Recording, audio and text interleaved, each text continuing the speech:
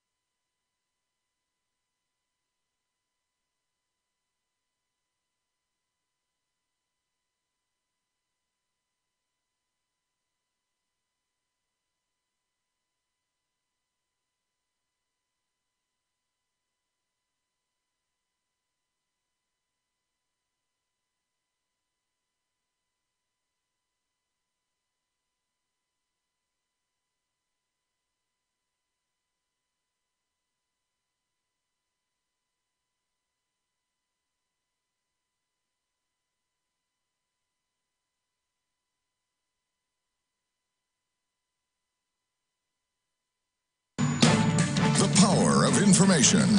KEEL News now. The plan for a $1 billion development at Cross Bayou in downtown Shreveport still moving forward. Paul Pratt is urging the city council to get behind the idea and approve a memorandum of understanding. Our plans are to bring our partners in, our major developers, in the next week or so, couple of weeks, and to start a serious conversation on how do we move forward in developing our downtown. Pratt has asked the council to put the measure on the council agenda for the 22nd. Boil advisory in effect in the town of Mansfield. Apparently there's been a break in a water line. You're urged to boil your water for at least 2 minutes. Caddo Parish Commissioner Lynn Cawthorn due in court today for arraignment. He's accused of skimming some $500,000 in federal money from a program providing food for children. Domestic dispute leaves one dead. Matt Parker with that. Roderick Ivory is accused of shooting and killing his ex-girlfriend's new boyfriend Tuesday morning. According to police, Ivory forced his way into his ex's home at the Cooper Road Plaza Apartments. After bursting into the home, Ivory then allegedly shot and killed Michael Smith. Shreveport police have issued an arrest warrant for Ivory. Anyone with information on his whereabouts is asked to call Crime Stoppers at 673-7373. From 101.7 FM and 710 KEEL, I'm Matt Parker. Gary Thomas, the Shreveport officer placed on leave for profanity-laced tirade against a suspect, has a history of anger and violence. According to KTBS, Thomas was fired last year after being arrested for domestic violence against his wife. However, after completing a diversion program which included anger management, Thomas reached a deal with the city to be reinstated. Thomas's attorney, Ron Machota, told KTBS that Thomas's estranged wife agreed to the terms. Police Chief Alan Crump says he is just following the process. As distasteful as someone may think it is, or however it may sound, there's a protocol. There is due process. Thomas has been placed on paid leave while an investigation into his latest outburst is conducted. Meantime, Bossier police have been urged to add extra patrols around Thomas's home because he's been getting death threats. A group of landowners from DeSoto Parish suing Chesapeake for allegedly not paying them for their mineral rights. According to the suit, Chesapeake is taking advantage of the group by producing gas on their properties without fair payment. Chesapeake's lawyers argue that under the circumstances, the landowners aren't owed anything. The suit was originally filed in 2016, but it's not expected to go to trial until 2019. A Benton man guilty of bank fraud, Larry Wayne Toms Jr., former owner of a car dealership in Bossier, must serve 15 months in prison after he falsely applied for loans on non-existent vehicles. Big news for Shreveport. Air cargo carrier Western Global planning to open a maintenance facility at Shreveport Regional Airport to work on its fleet of wide-body jets. Western Global Airlines ultimately will create 170 new direct jobs with an average annual salary of more than $45,200 plus benefits. In addition, Louisiana Economic Development estimates the project will result in 308 new indirect jobs. Mayor Ollie Tyler says Western Global will operate in the large maintenance hangar vacated by ExpressJet when it moved operations to Tennessee. The waiting period to get a marriage license in Louisiana will be shortened under a bill headed to the governor. The proposal drops the wait from the issuance of the license from 72 hours to 24. Summer almost here. Get ready. Spar hosting swimming pool open houses all around the city. You can get the full list of those open houses at KEELnews.com. And this guy takes a prank to a new level. A 25-year-old man in Colorado set fire to the garage of his home. He was upset that his roommates drew male genitalia on his face while he was asleep. I'm Erin McCarty on 101.7 FM and 710 KEEL.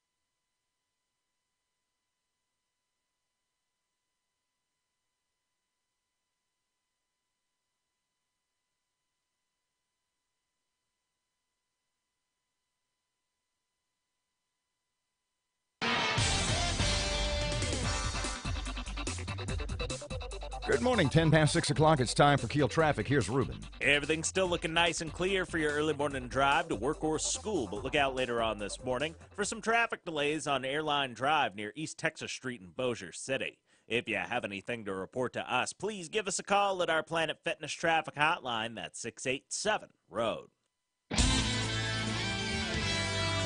Your AccuWeather.com forecast. Warm today, partly sunny with a high of 88. Tonight will be mainly clear, low 61. Sunny and warm, high 88 for tomorrow. With your AccuWeather.com forecast, I'm meteorologist Heather Zayer.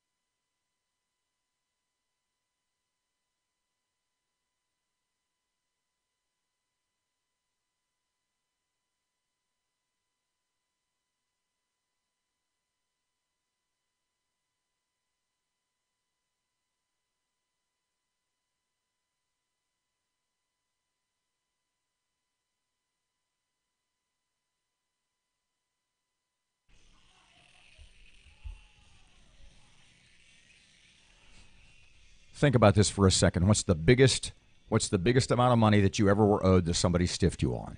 Professionally speaking. Think about it a second. 101.7 FM and 710 KEEL. Robert J. Wright and Erin McCarty, 12 past 6 o'clock. Not sure. Shreveport Security Systems text line 318-392-1884. I was worried when I was about 16. What? Yeah, this is a weird story for me. I was working at a job where one of the grown-ups I worked with was struggling. Yeah. And so you mean financially or she was struggling to turn on her lights or something. Gave me a sob story. And so I loaned her $200. At 16, $200 is a lot of money. It's no pittance sum now, my friend. And I thought... Watch this. Can I borrow $200? No. No, exactly. I thought I was going to get stiffed. I thought, after doing it, I thought this was my first life lesson. But I had to hound her, to get my money back. She was paying me in like $20 increments. And I thought, I'm never going to get this money back.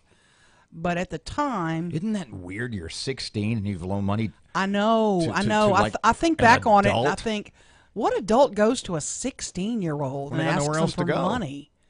Yeah, but I'm living at home. I don't have any expenses. Daddy's paying the gas. I have literally no expenses. And look at it this way. How many people do you think that she asked before she got to you? Oh, there had to be a bunch. Yeah. And I got a real sob story and all that. But I typically don't loan money to friends.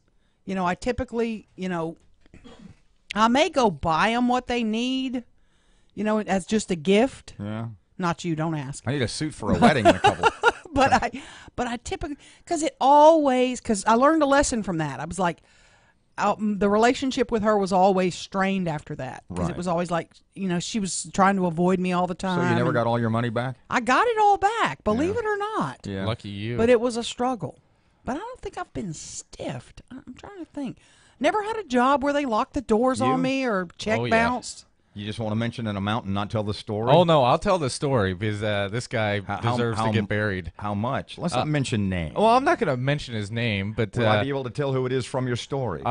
Some people that know this gentleman will. I was working at a gas station. This guy... what's the amount? About $800. Whoa. 6 to 8, somewhere in that neighborhood. That's worth a butt whooping. Because I took some of it on my way out the door when I quit. Excuse me just a second. What did you just say? That's worth a butt whooping. So if someone owed you, what you're saying is that if someone owed you X number of dollars, you get close to 4 digits, that you could be prone to violence to get your money back. I wouldn't beat him up, but I'd have it done. Well, I would have broke his legs. So you'd spend more money. Oh, yeah. Maybe you it'd could be just worth let them it. keep the money and bang their own head against a wall. No, it'd be worth it.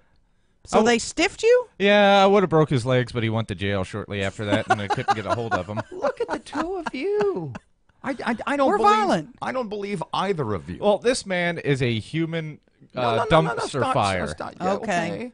But the fact that you broken his... No, you wouldn't. No. Where is Dumpster Fire now? Is he in jail still? No, he flipped on someone and ratted him out to avoid jail time. But that's a different story for a different time. God. Oh, boy. You make my story seem so benign. Well, I love your wedding story. That's the best. That's not a job. That's not getting stiffed. I mean, like... For me, it is. Well, see, what happened was... And I've told this story a couple of times. I love this one. When I got married, this was the second time, well, the last time, in 1991. Okay. And it was Orlando, Florida, and my in-laws to-be flew in for the wedding. And they came to visit, and it was Dave and Mary Ann, and they were there.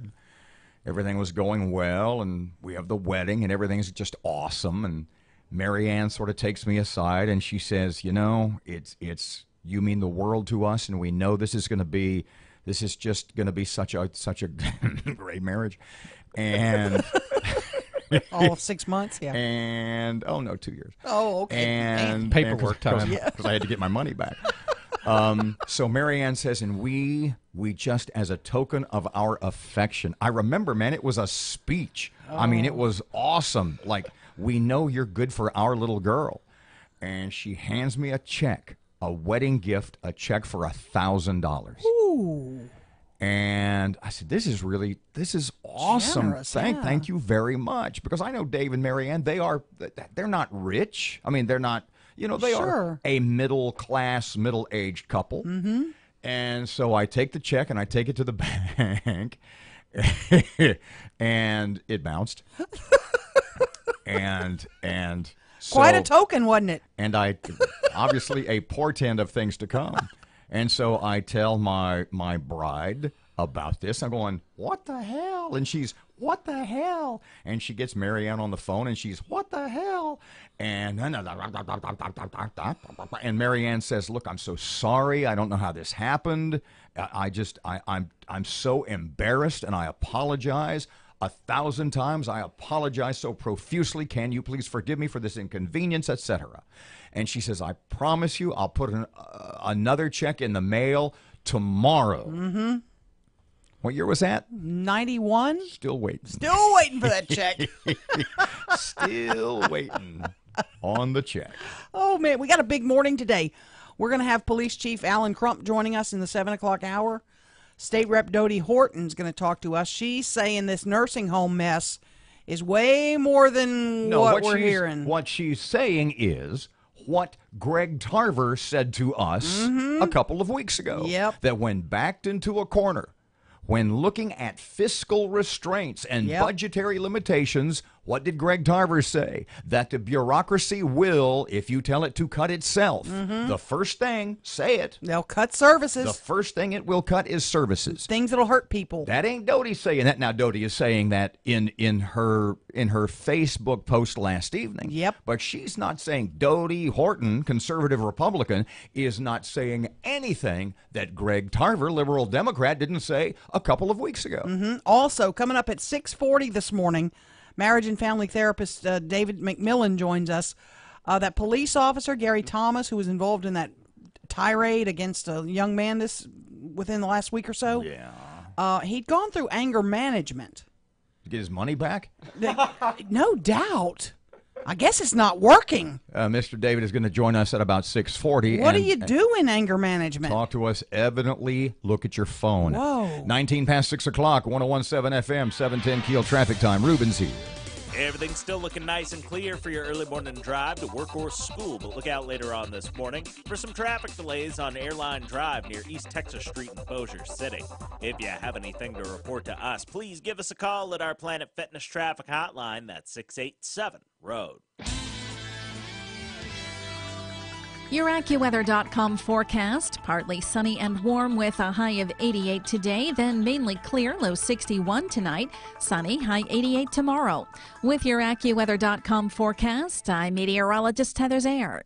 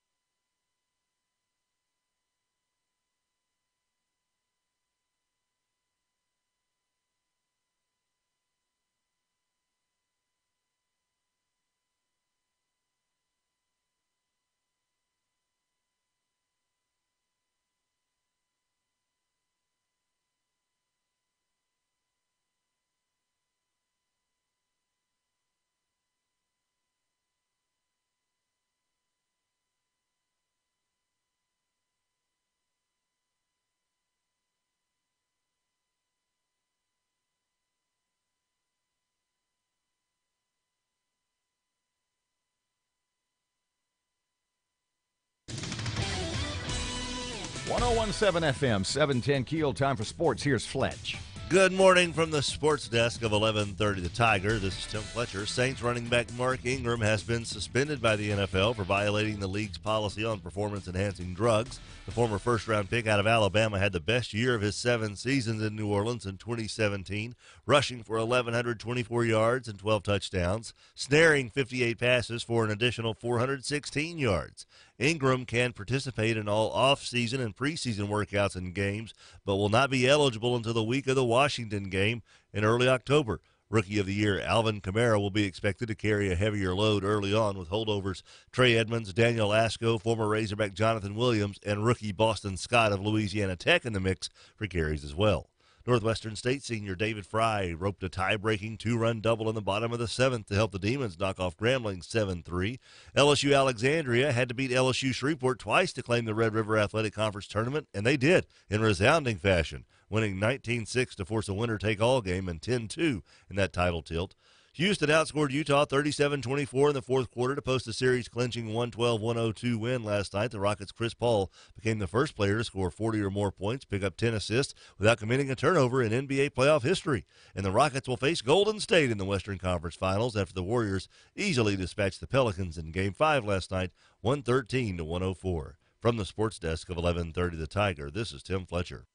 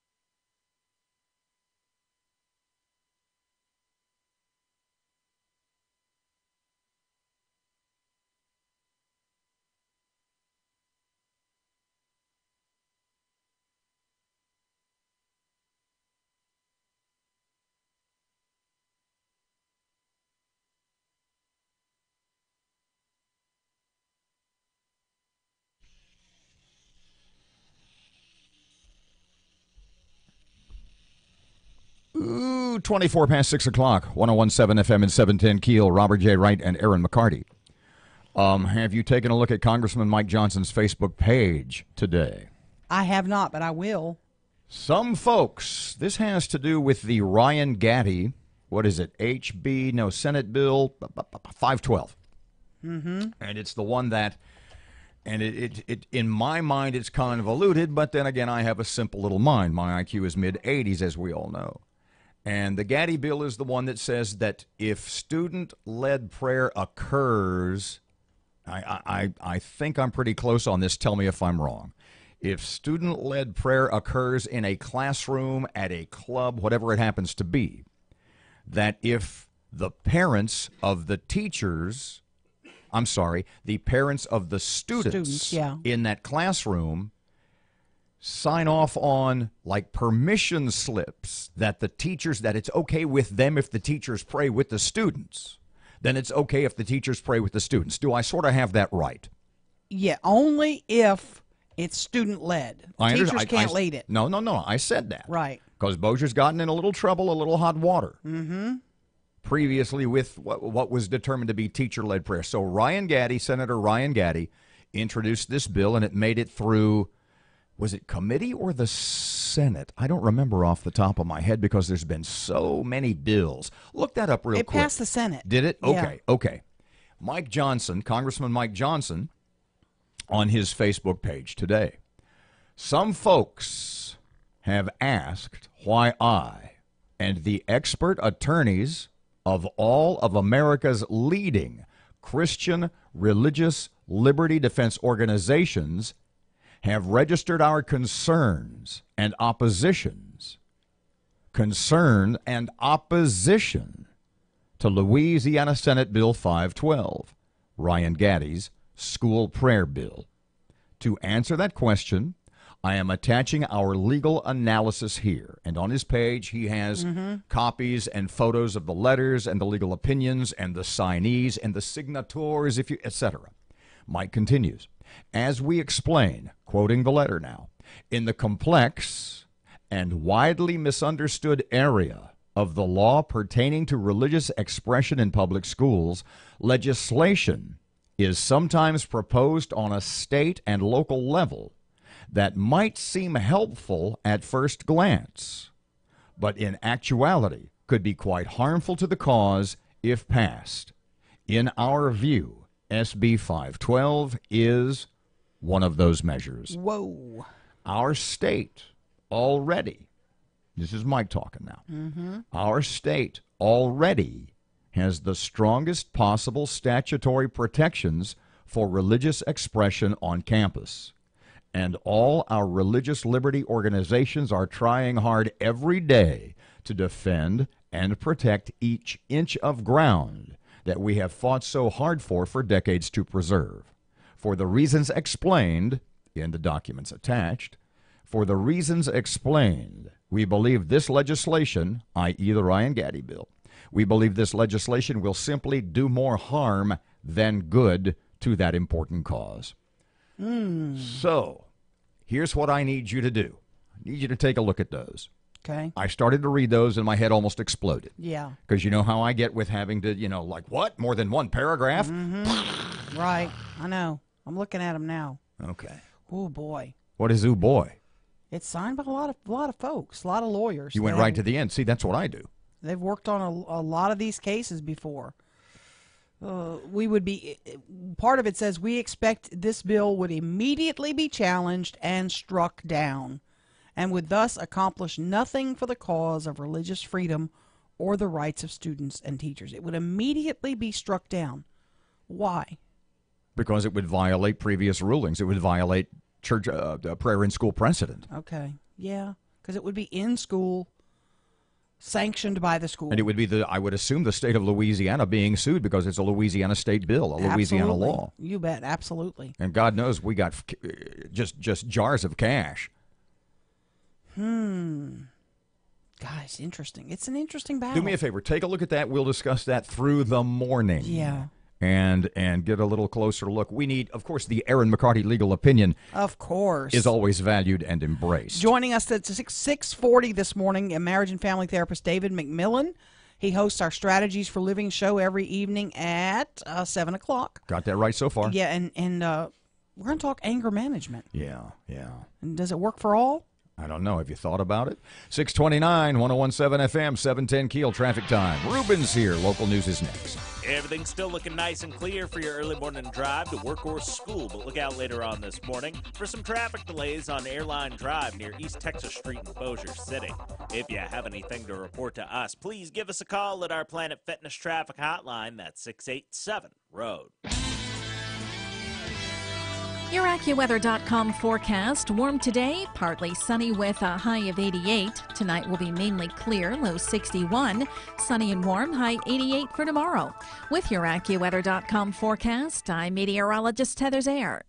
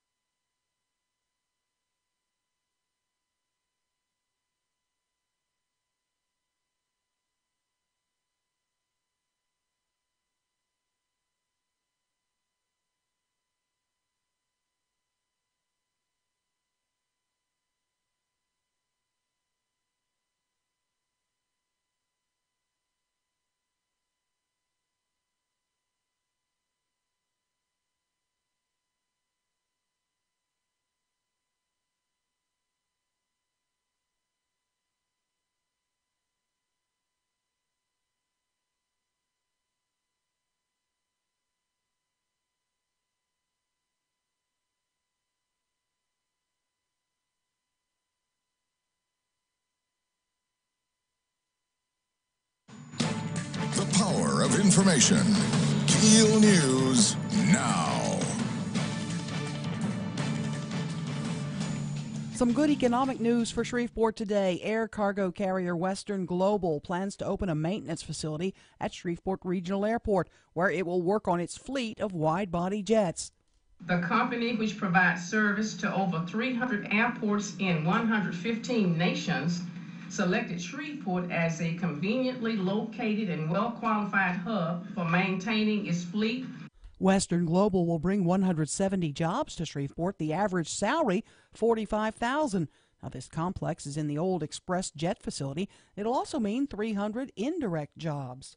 Boil advisory in the town of Mansfield. There was a break in the water line. Crews continuing to make the repairs. Caddo Commissioner Lynn Cawthorn due in court today for an arraignment. He's accused of skimming some $500,000 from a federal program providing meals for children. A proposal that could allow Louisiana school employees to pray with students during the class day edges closer to final passage.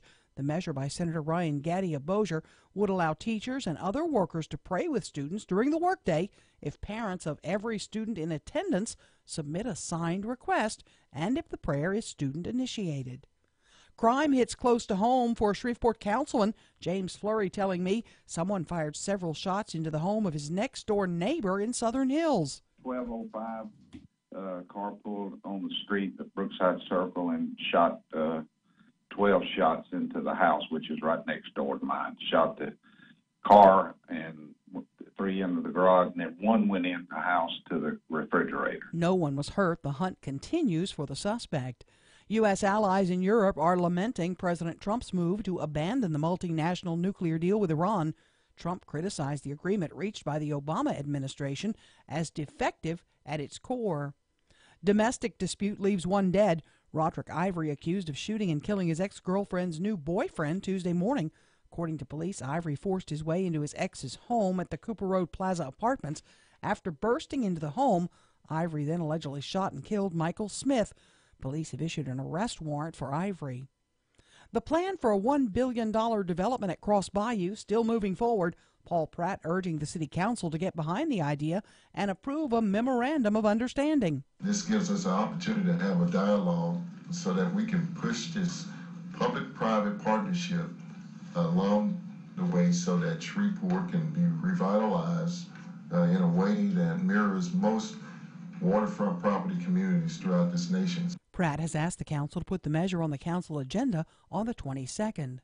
Landowners want to get paid for their mineral rights. Matt Parker with that. A group of landowners from DeSoto Parish are suing Chesapeake for allegedly not paying them for their mineral rights. According to the suit, Chesapeake is taking advantage of the group by producing gas on their properties without fair payment. Chesapeake lawyers argue that under the circumstances, the landowners aren't owed anything. The suit was originally filed in 2016, but is not expected to go to trial until 2019. From 101.7 FM and 710 KEEL, I'm Matt Parker. The Mormon Church cutting ties with the Boy Scouts. This comes after the Scouts approved a measure in 2015 to allow gay troop leaders and announced last year it would now allow girls in the ranks. I'm Erin McCarty on 101.7 FM and 710 KEEL.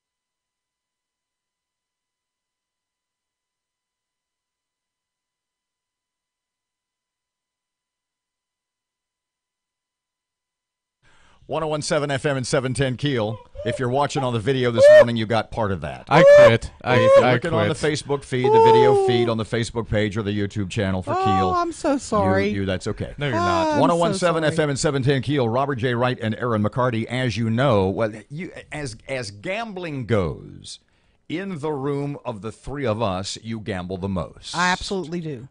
You are occasionally... I'm a Powerball junkie. You are the occasional frequenter of table games at the casinos. Every now and then. During the remodel, I got really active. I don't know about you. You don't go to the boats. No, at all. I have a theory. If I'm spending money on something, I want something back.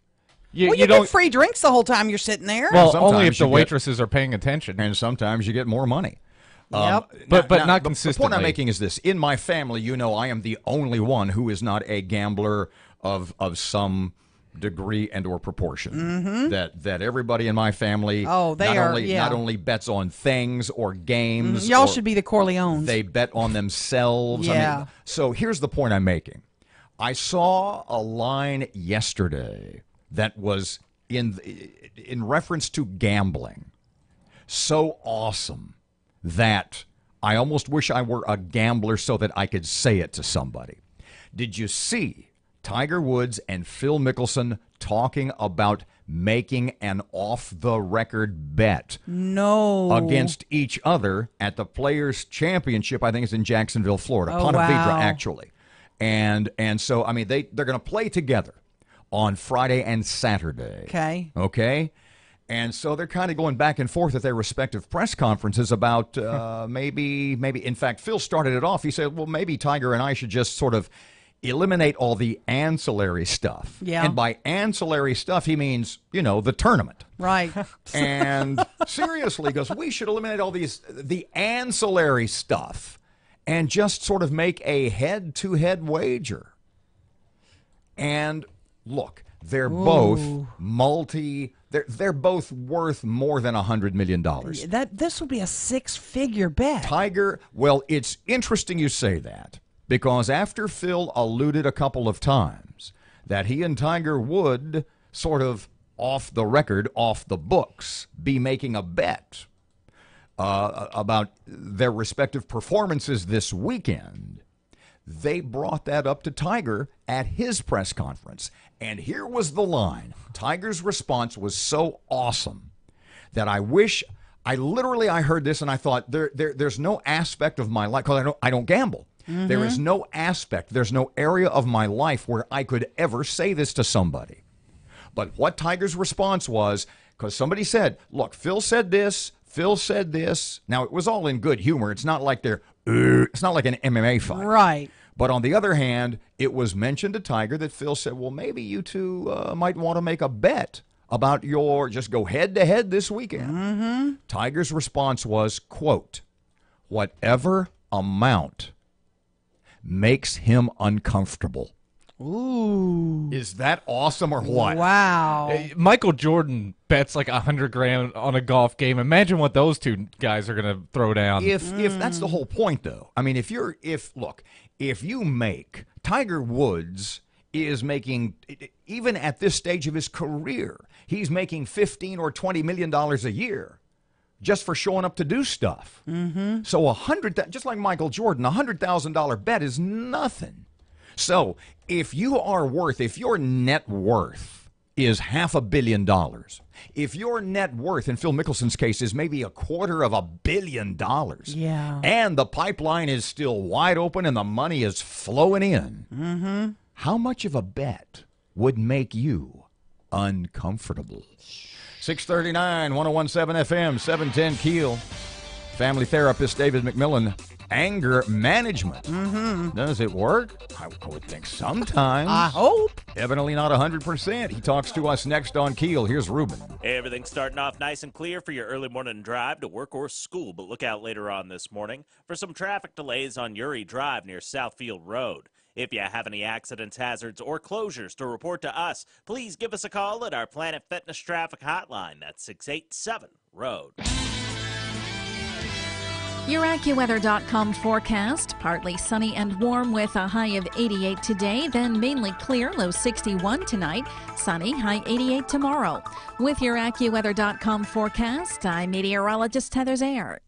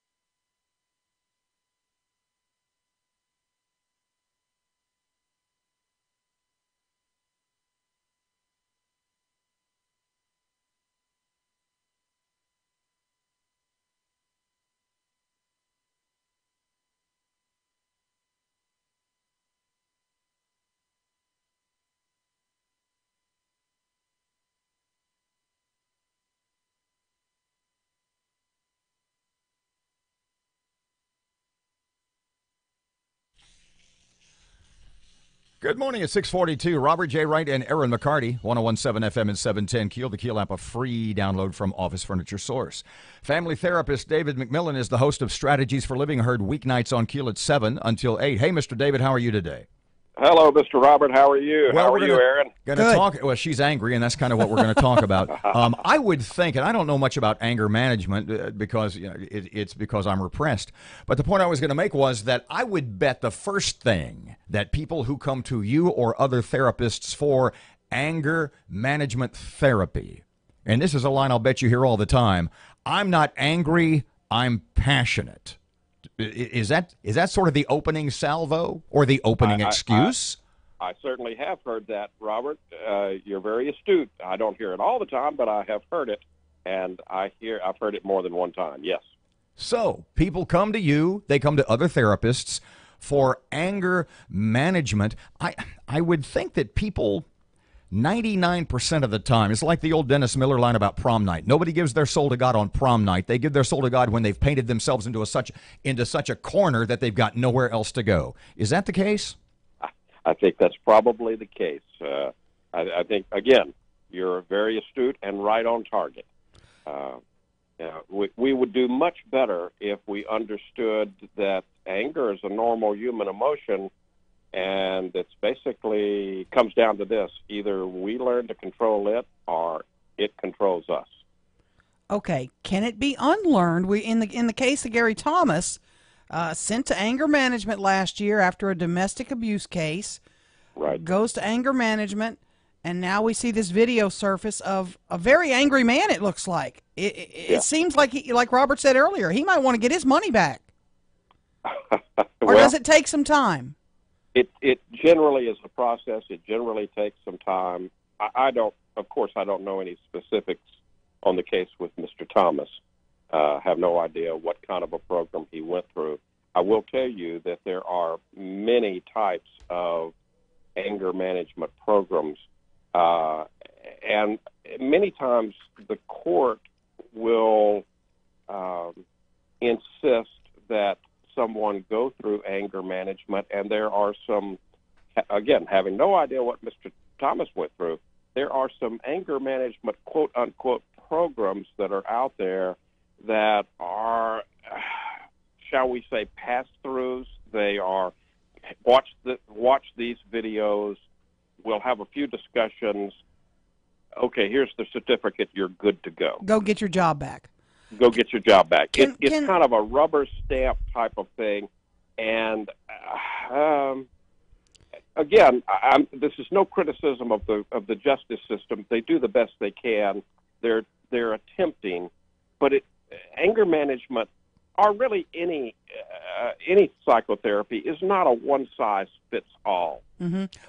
And sometimes anger management programs kind of fall into that. If I walk into your office first visit, and you know I've got anger issues, and right. You know we're on a limited clock here, but what are you going to say to me as a therapist? What are the first things you're going to go in? Can we kind of do role play a minute?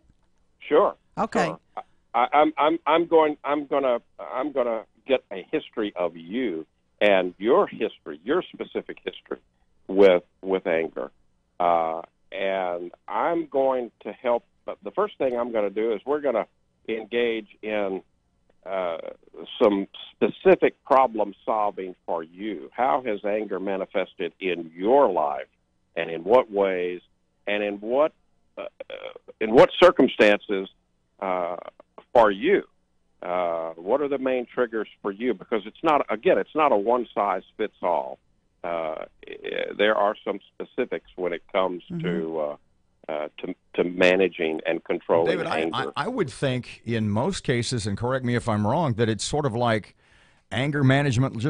It would be sort of like going to AA meetings where they tell you got to work the program, that it's always ongoing, that I would think that you just don't go to 5 meetings or 10 meetings or 15 meetings and you're done, that it is always something that you're, to repeat myself, working the program. Fair?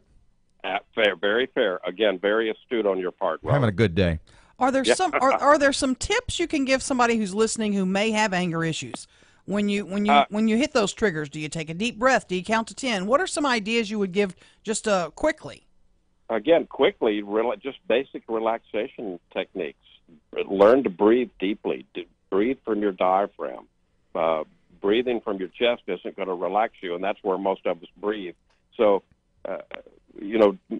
mindfully learn to breathe very deeply from your diaphragm. You might want to pick out a calm word or phrase to say to yourself. It could be as simple as relax or take it easy. And while you're breathing deeply, repeat that. Imagery, visualization and imagery can be a wonderful tool.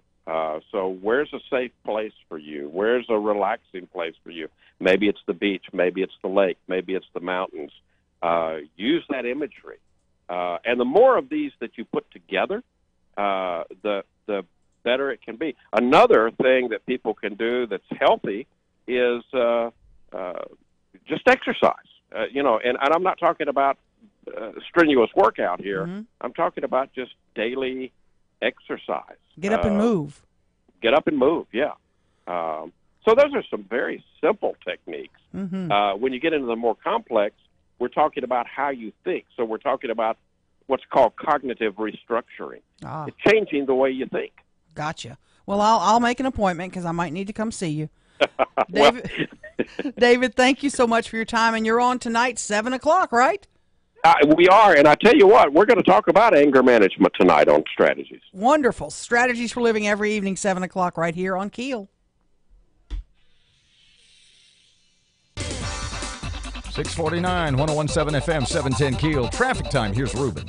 Everything's starting off nice and clear for your early morning drive to work or school, but look out later on this morning for some traffic delays on Uri Drive near Southfield Road. If you have any accidents, hazards, or closures to report to us, please give us a call at our Planet Fitness traffic hotline. That's 687-ROAD. Your AccuWeather.com forecast. Warm today, partly sunny with a high of 88. Tonight will be mainly clear, low 61. Sunny and warm, high 88 for tomorrow. With your AccuWeather.com forecast, I'm meteorologist Heather Zaire.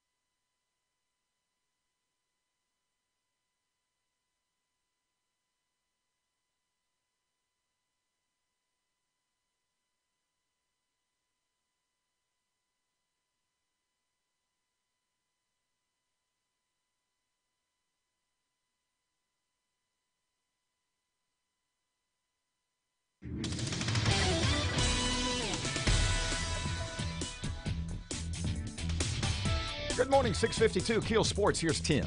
Good morning from the sports desk of 1130 The Tiger. This is Tim Fletcher. Saints running back Mark Ingram has been suspended by the NFL for violating the league's policy on performance-enhancing drugs. The former first-round pick out of Alabama had the best year of his 7 seasons in New Orleans in 2017, rushing for 1,124 yards and 12 touchdowns, snaring 58 passes for an additional 416 yards.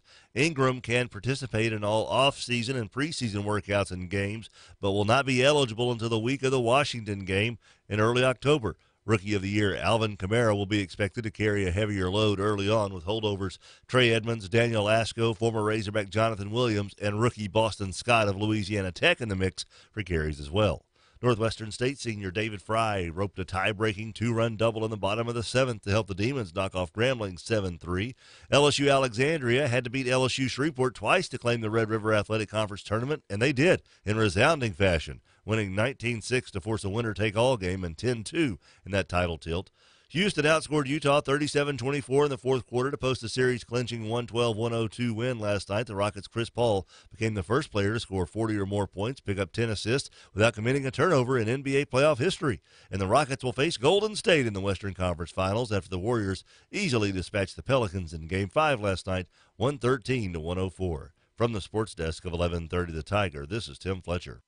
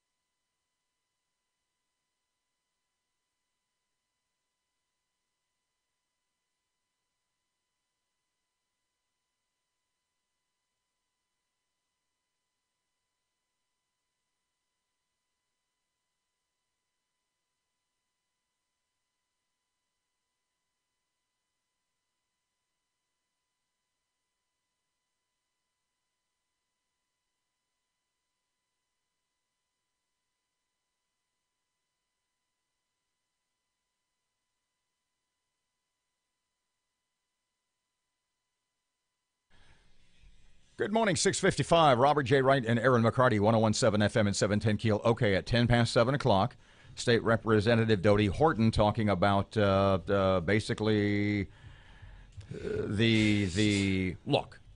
I mentioned this earlier in the hour. And a couple of weeks ago, we had State Senator Greg Tarver on, and you said, the question I always ask is, why can't every state department, in an attempt to solve the state's budget crisis, fiscal cliff, avoid the fiscal cliff? Yeah, oh, no, it's the FC. Yeah. The point being that you had asked Mr. Gregg, we got to go?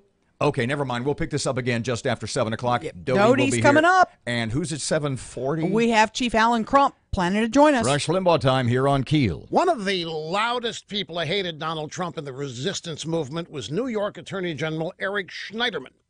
Now, even before the president was inaugurated, Schneiderman exploited his power to investigate Trump's inner circle. He and other liberal attorneys general engaged in all sorts of legal shenanigans to thwart Trump's policies. Now, recently, Schneiderman raised his profile by going after a fellow liberal, the notorious Harvey Weinstein. Schneiderman threatened legal action against the Hollywood mogul for his alleged abuse of women. Schneiderman praised the New York Times and the New Yorker magazine's joint Pulitzer Prize for covering the Me Too movement.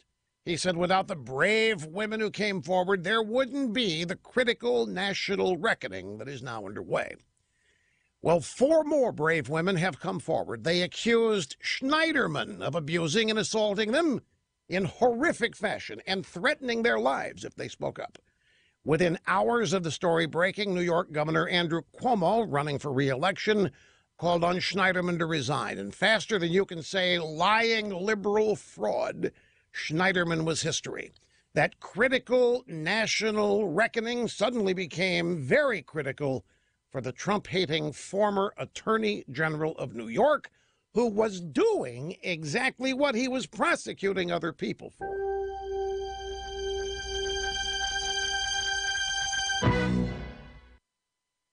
If you were fumbling around in the dark and somebody handed you a flashlight, you'd take it, right? Shouldn't it be the same when it comes to spotting threats to your identity and the data on your devices?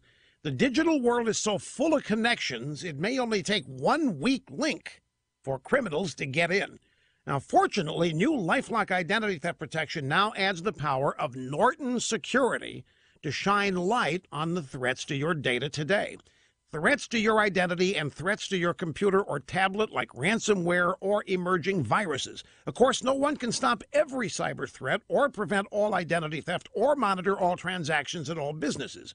But new LifeLock with Norton detects a wide range of threats that you may not see on your own. Join now and get an additional 10% off your first year. Just go to lifelock.com and enter the promo code RUSH. That's lifelock.com. Remember, enter my name, RUSH. That's when the magic happens. The intersection of West Coons Industrial Loop and Linwood Avenue is dealing with some slow-moving traffic right now. And we have some traffic delays on Barksdale Boulevard near McDade Street in Bossier City. If you have anything to report to us, please give us a call at our Planet Fitness traffic hotline. That's 687-ROAD. Your AccuWeather.com forecast, partly sunny and warm with a high of 88 today, then mainly clear, low 61 tonight, sunny, high 88 tomorrow. With your AccuWeather.com forecast, I'm meteorologist Heather Zayer. Breaking news and trending talk. This is 1017 FM and 710 Keel. KEEL, Shreveport.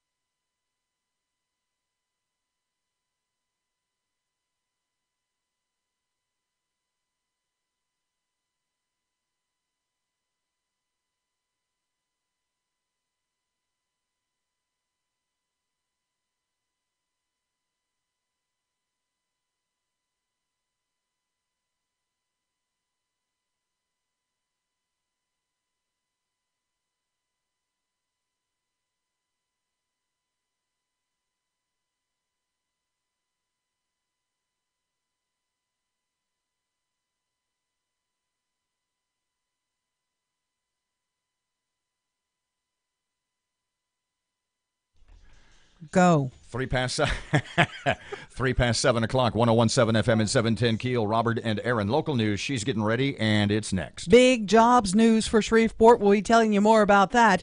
The latest in the saga of Gary Thomas and Lynn Cawthorn due to be arraigned today in court. State Representative Dodie Horton, in just about 10 minutes or so, she'll talk about the letters being sent to nursing home residents. Hey, you could be living on a curb soon. Mm-hmm. She says that's a scare tactic. And we're expecting Chief Crump to join us at about 7:40 this morning. Yeah, that'll update on well, you know that video thing. You bet. Plus Fletcher in sports and traffic and weather, and it's all coming up this hour, and it's right here on Keel.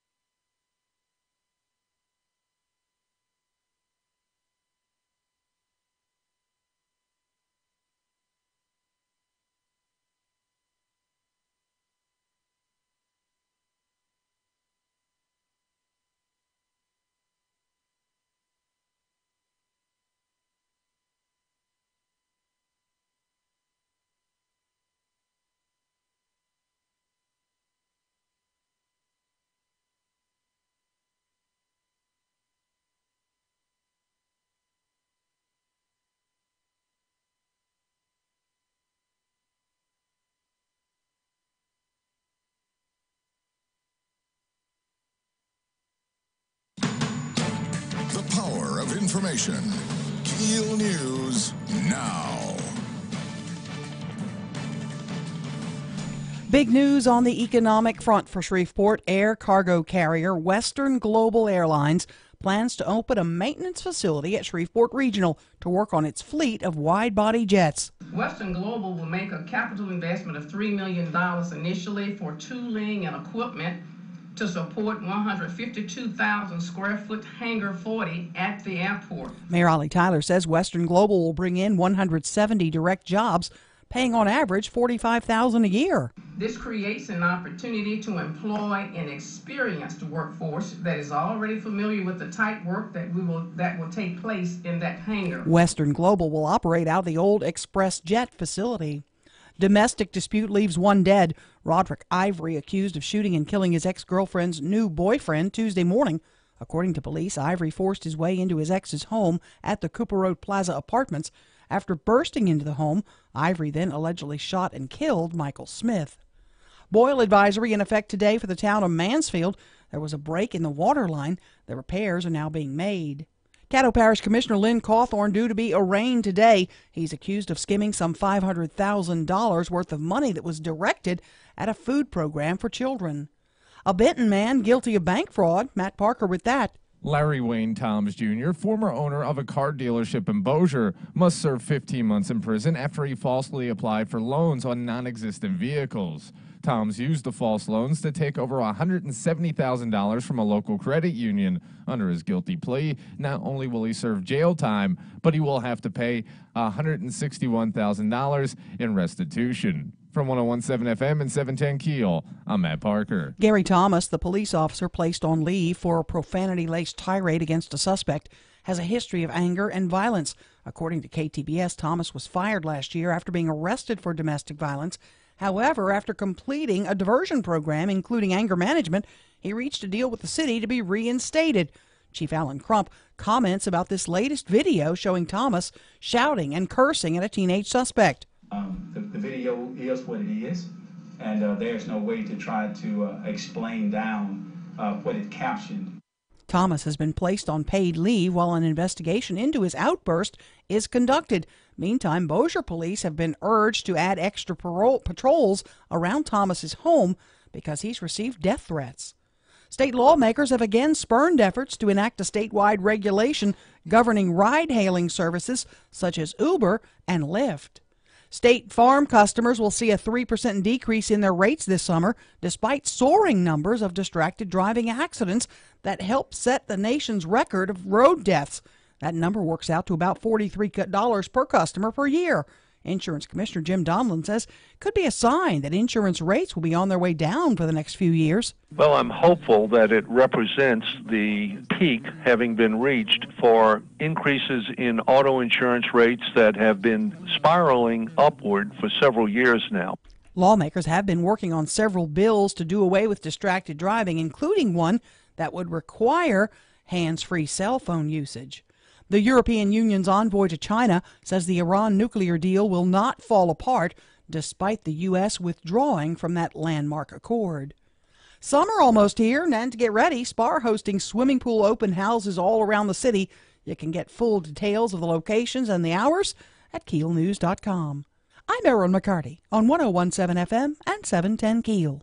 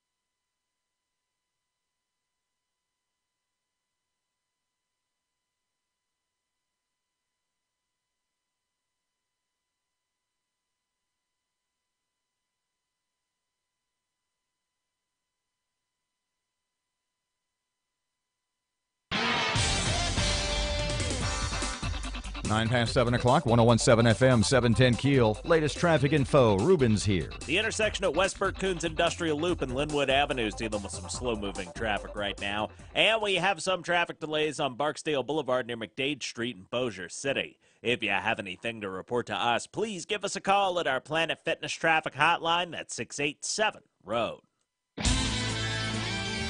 Your AccuWeather.com forecast. Warm today, partly sunny with a high of 88. Tonight will be mainly clear, low 61. Sunny and warm, high 88 for tomorrow. With your AccuWeather.com forecast, I'm meteorologist Heather Zayer.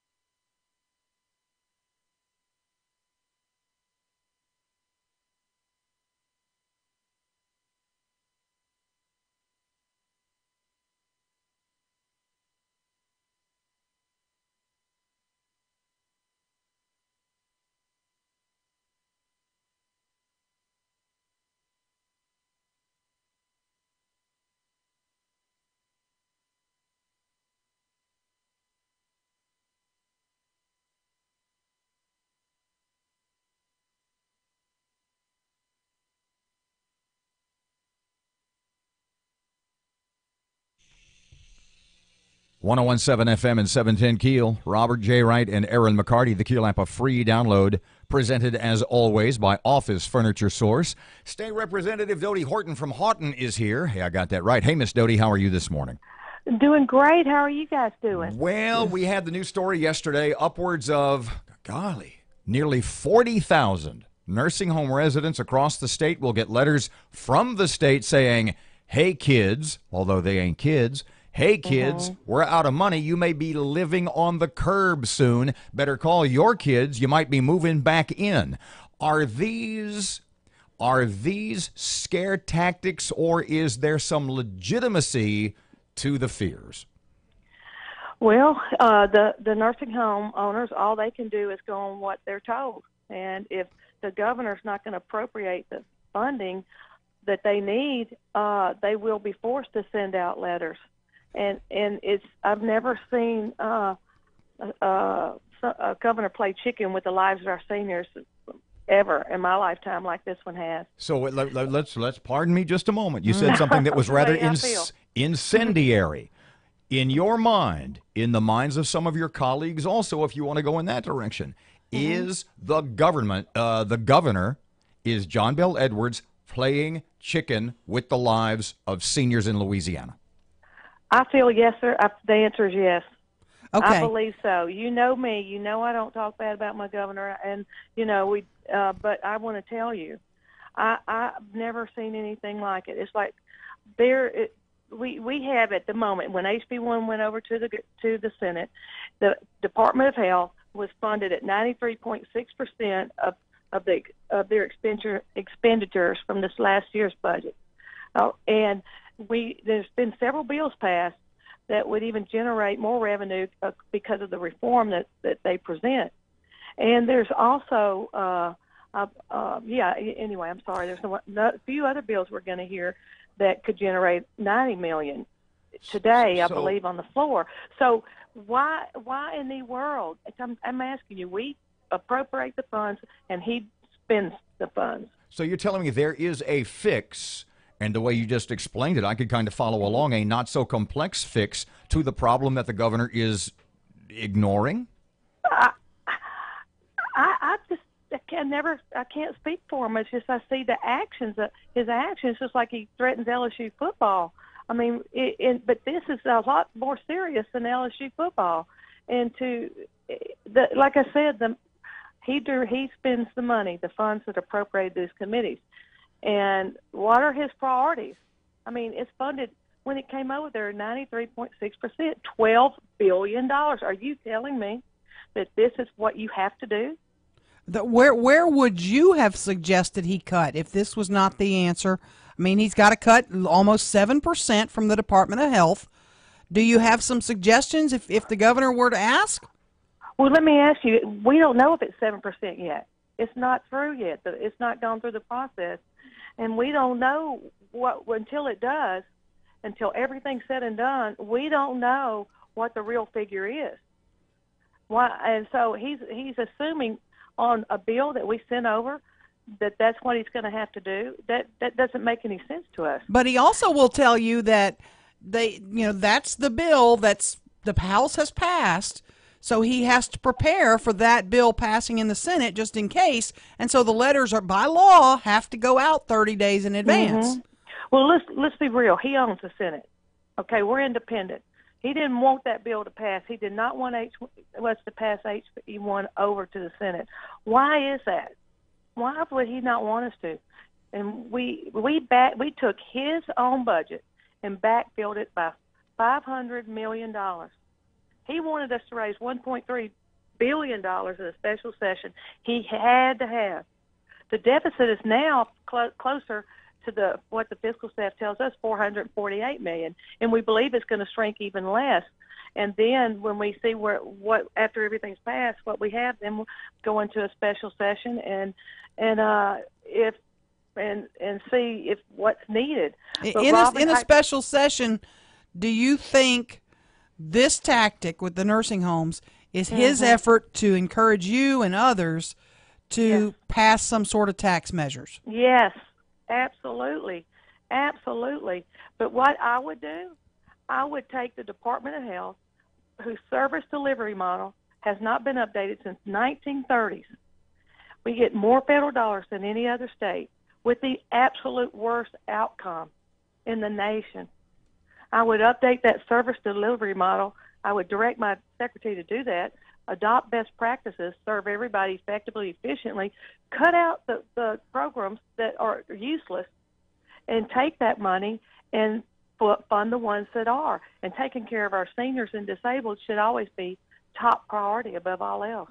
Miss Doty, let's go a little different direction. Cedric Glover's HB 885 that would require first an audit, then parity funding for charity safety net hospitals across the state. We had Alan Seabaugh on yesterday. He said, I don't agree with Cedric Glover much, but this is a bill whose time has come. What do you think about this bill? How are you going to go? Well, of course I'll support that bill because we've long understood that we don't get paid the same get the same funding per patient per service that they do in New Orleans. And so we would like to see the auditor give us the real facts. It must be apples and apples. And if we are being slighted, then they need to adjust it. The governor's going to join us Friday morning. Is this nursing home measure making your phone go crazy? Has it started? Well, yes. We've had, my assistant said we've had some increased calls, and I would too. I would be concerned. It would with this threat. It is a real threat. The nursing home said, Dodie, all we can do is go according to what he tells us. And I said, I understand that. And I said, have y'all ever had a threat like this before? They said, no. I said, have we had deficits? Of course. But yet, this is who he decides he's going to threaten with the cut. Our seniors and sick people that have 24-hour care. It's his choice. No doubt in your mind that he made this decision. No doubt whatsoever. It's not the head of DHH. It's the governor's decision. It's the governor's decision. She's a figurehead. Interesting. Yes, ma'am. Again, the legislator appropriates the funds. He spends them. State Representative Dodie Horton, thanks for your time this morning. Oh, thank you so much. And God happy bless you Mother's guys. Day to you.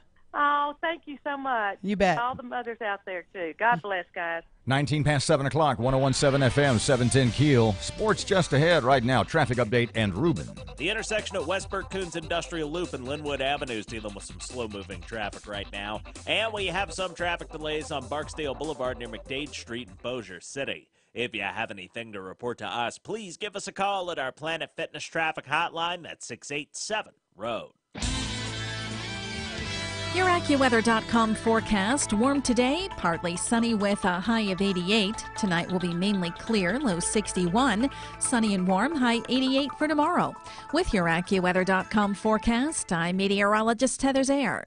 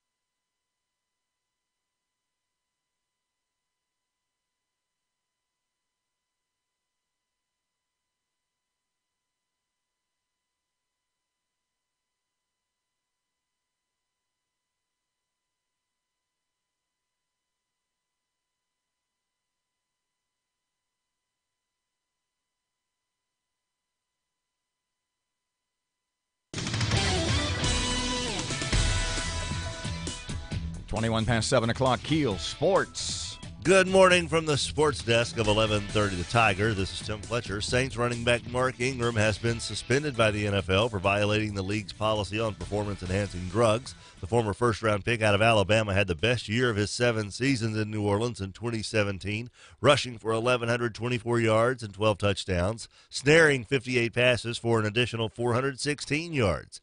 Ingram can participate in all off-season. Well, the nursing home owners, all they can do is go on what that they need. They will be forced to send out letters, and I've never seen a governor ever in my lifetime like this one has. So let's pardon me just a moment. You said something that was rather Are these scary? Well, the nursing home owners, all they can do is go on what they're told, and if the governor's not going to appropriate the funding that they need, they will be forced to send out letters. And I've never seen a governor play chicken with the lives of our seniors ever in my lifetime like this one has. So I've never seen a governor play chicken with the lives of our seniors ever in my lifetime like this one has.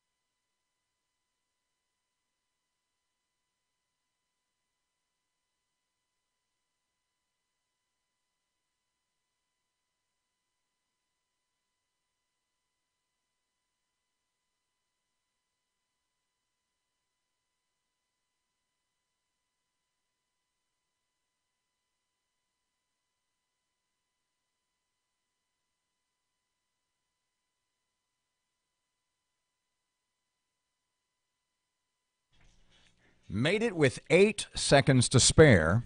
I'll tell you what she made. Well, she'll tell you in just a second. 101.7 FM and 710 Keel, 724. Robert J. Wright and Erin McCarty. Where you want to pick this up? You want to tell them who you were talking to and why? We can tell them why. We can spill the beans. I guess. Want you're going to tell the story. I just don't know. I don't know if you want to tell everybody who you were just talking to related to that. It doesn't matter. I don't care. I'm watching the city council meeting last night. In delay, DRR, 8:00 at night, whatever it was. And they get to the end of the meeting. You get to never make fun of me for box wine I and have the no Notebook freaking life again. sometimes. Okay. Sitting there watching because there was a lot of stuff going on. It was a real chock full of lots of good stuff. Anyway, one of the guys gets at the end of the meeting. People can get up and speak for 3 minutes. Anybody from the public, any subject you want, you get 3 minutes, and they time you. They have a clock running. Well, one guy gets up. Craig Lee, I believe his name, and he goes over. I don't know Craig Lee. Craig is a kind of a community activist. He's an African American, and he gets up and he speaks at most city council meetings about whatever the issue is that's hot on his mind. Gotcha. Well, he goes over the 3-minute time limit, and you can vaguely hear somebody in the audience call out time. Like something like his time's up. You're out of time, yeah. And Craig turns to that person and says, "Shut up." You hear him on the mic say, "Shut up," and then he keeps talking. And I'm thinking, that was kind of odd. There's something going on. I'm not sure. So anyway, fast forward for a few minutes, and there's a few more speakers, and then the chief gets up, and he's talking about the Gary Thomas case, so I was very focused on that. Talking about Crump now. Okay. Yeah. And then you see there's only 2 people left in the chambers.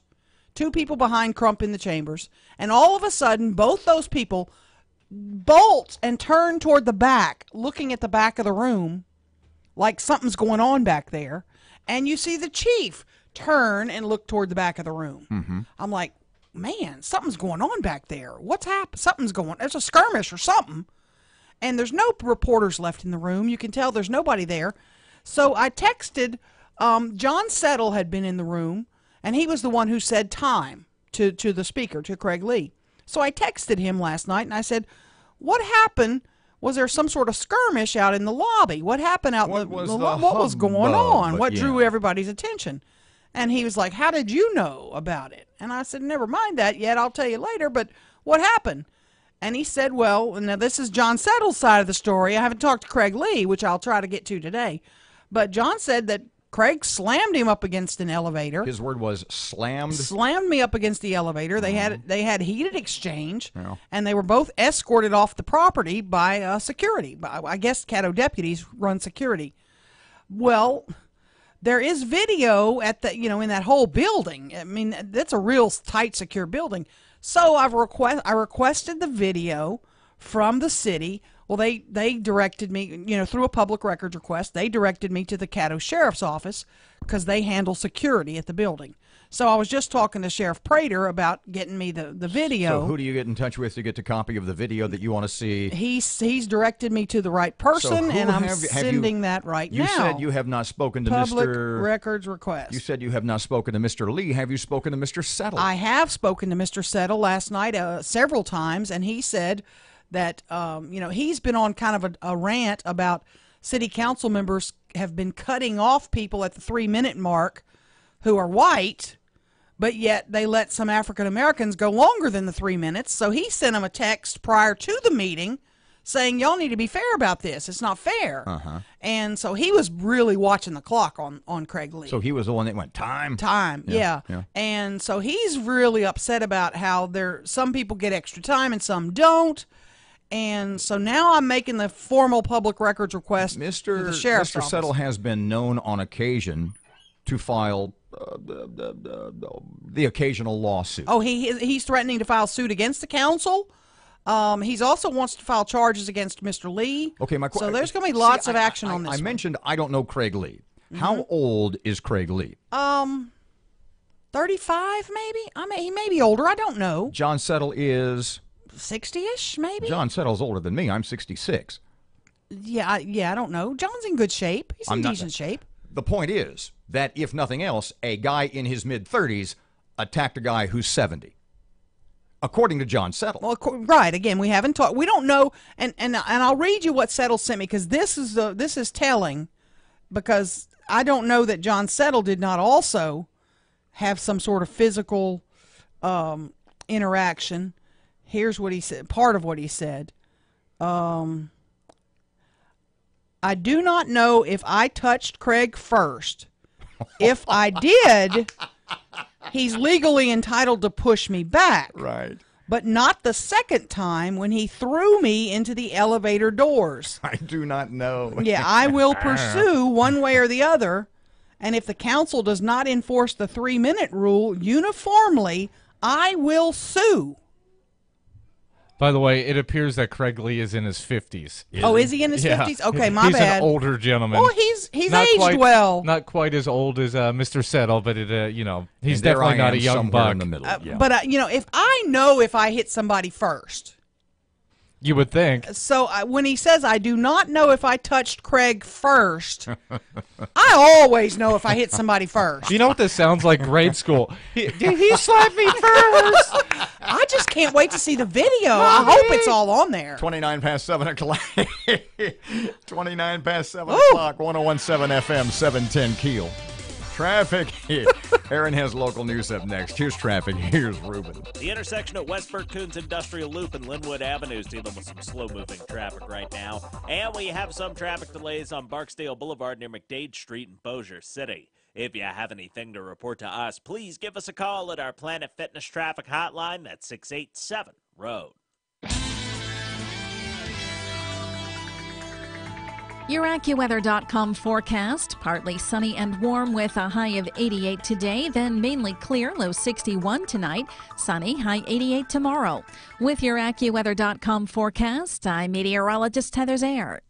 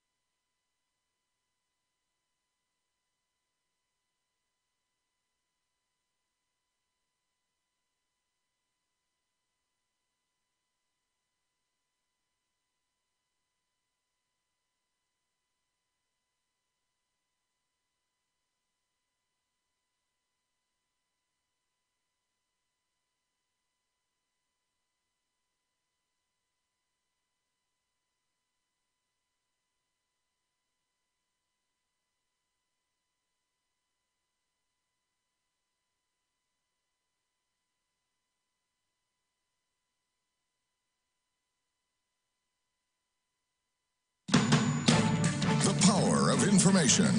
KEEL News now.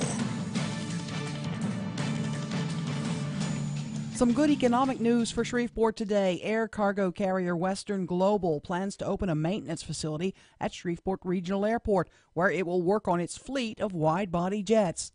The company, which provides service to over 300 airports in 115 nations, selected Shreveport as a conveniently located and well-qualified hub for maintaining its fleet. Western Global will bring 170 jobs to Shreveport, the average salary $45,000. Now, this complex is in the old Express Jet facility. It'll also mean 300 indirect jobs.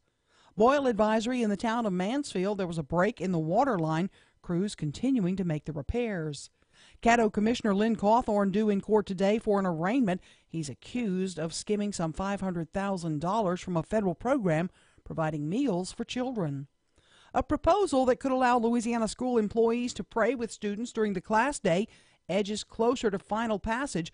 The measure by Senator Ryan Gaddy of Bossier would allow teachers and other workers to pray with students during the workday if parents of every student in attendance submit a signed request and if the prayer is student-initiated.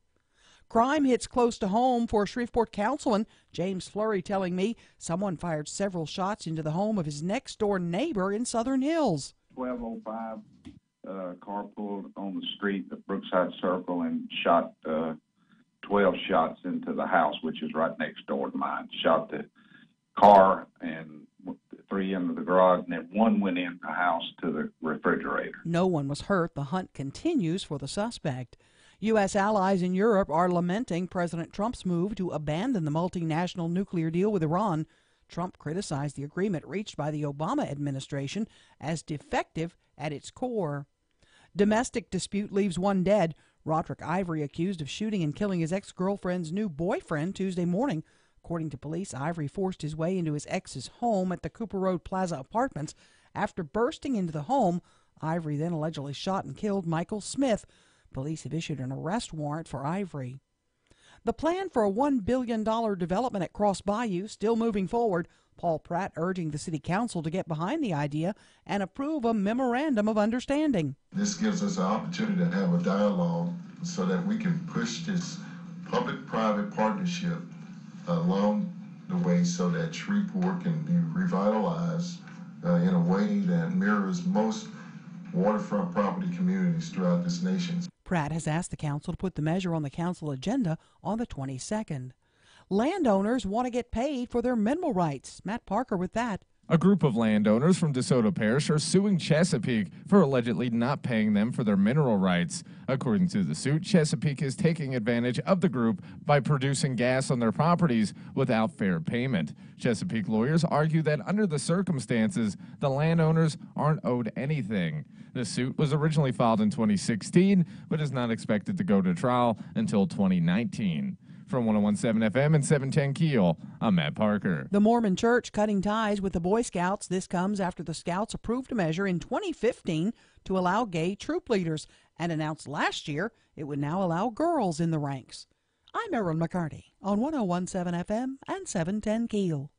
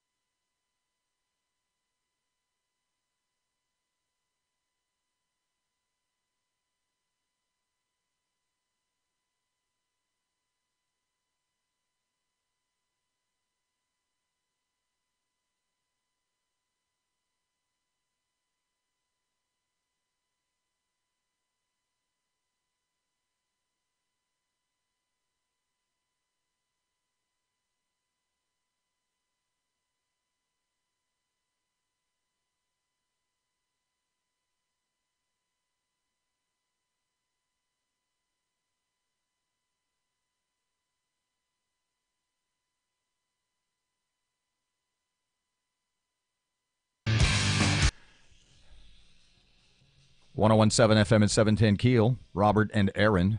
Shreveport Police Chief Alan Crump just a couple of seconds away. What's this about? Fill me in. What's the latest? Give me the latest details, information, and updates. He obviously can't talk about specific cases, but we want to talk to him about, in light of the Gary Thomas. What can he talk about then?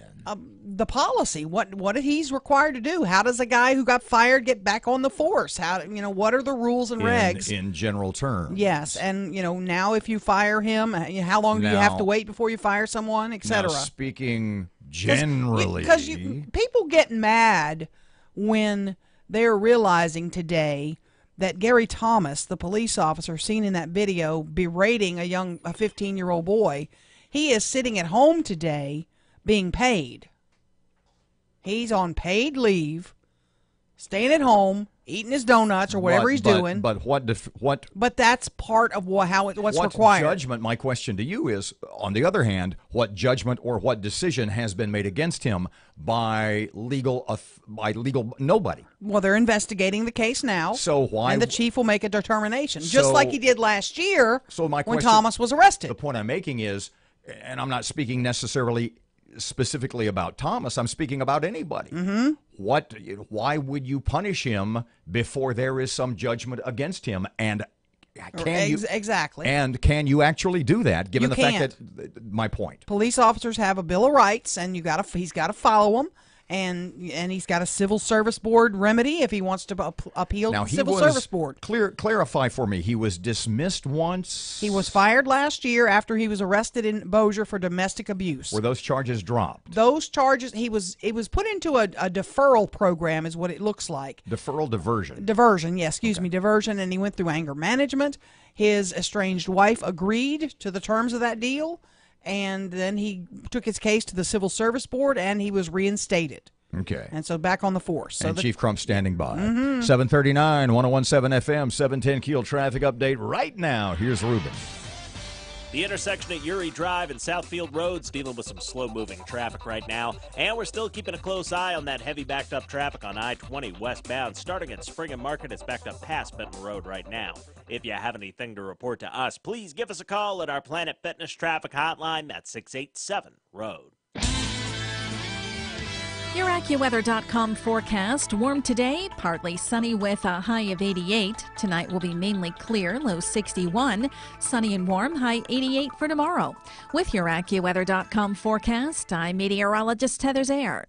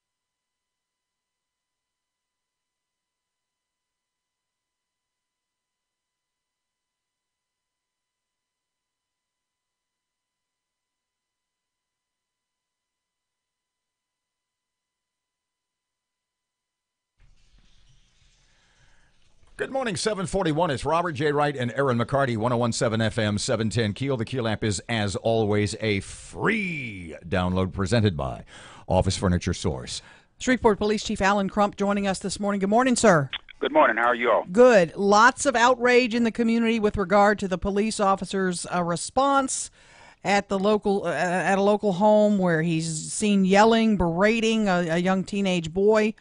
I know you can't talk specifics, but you can tell me what your policy is with regard to this is not behavior you approve of, correct? That is absolutely correct.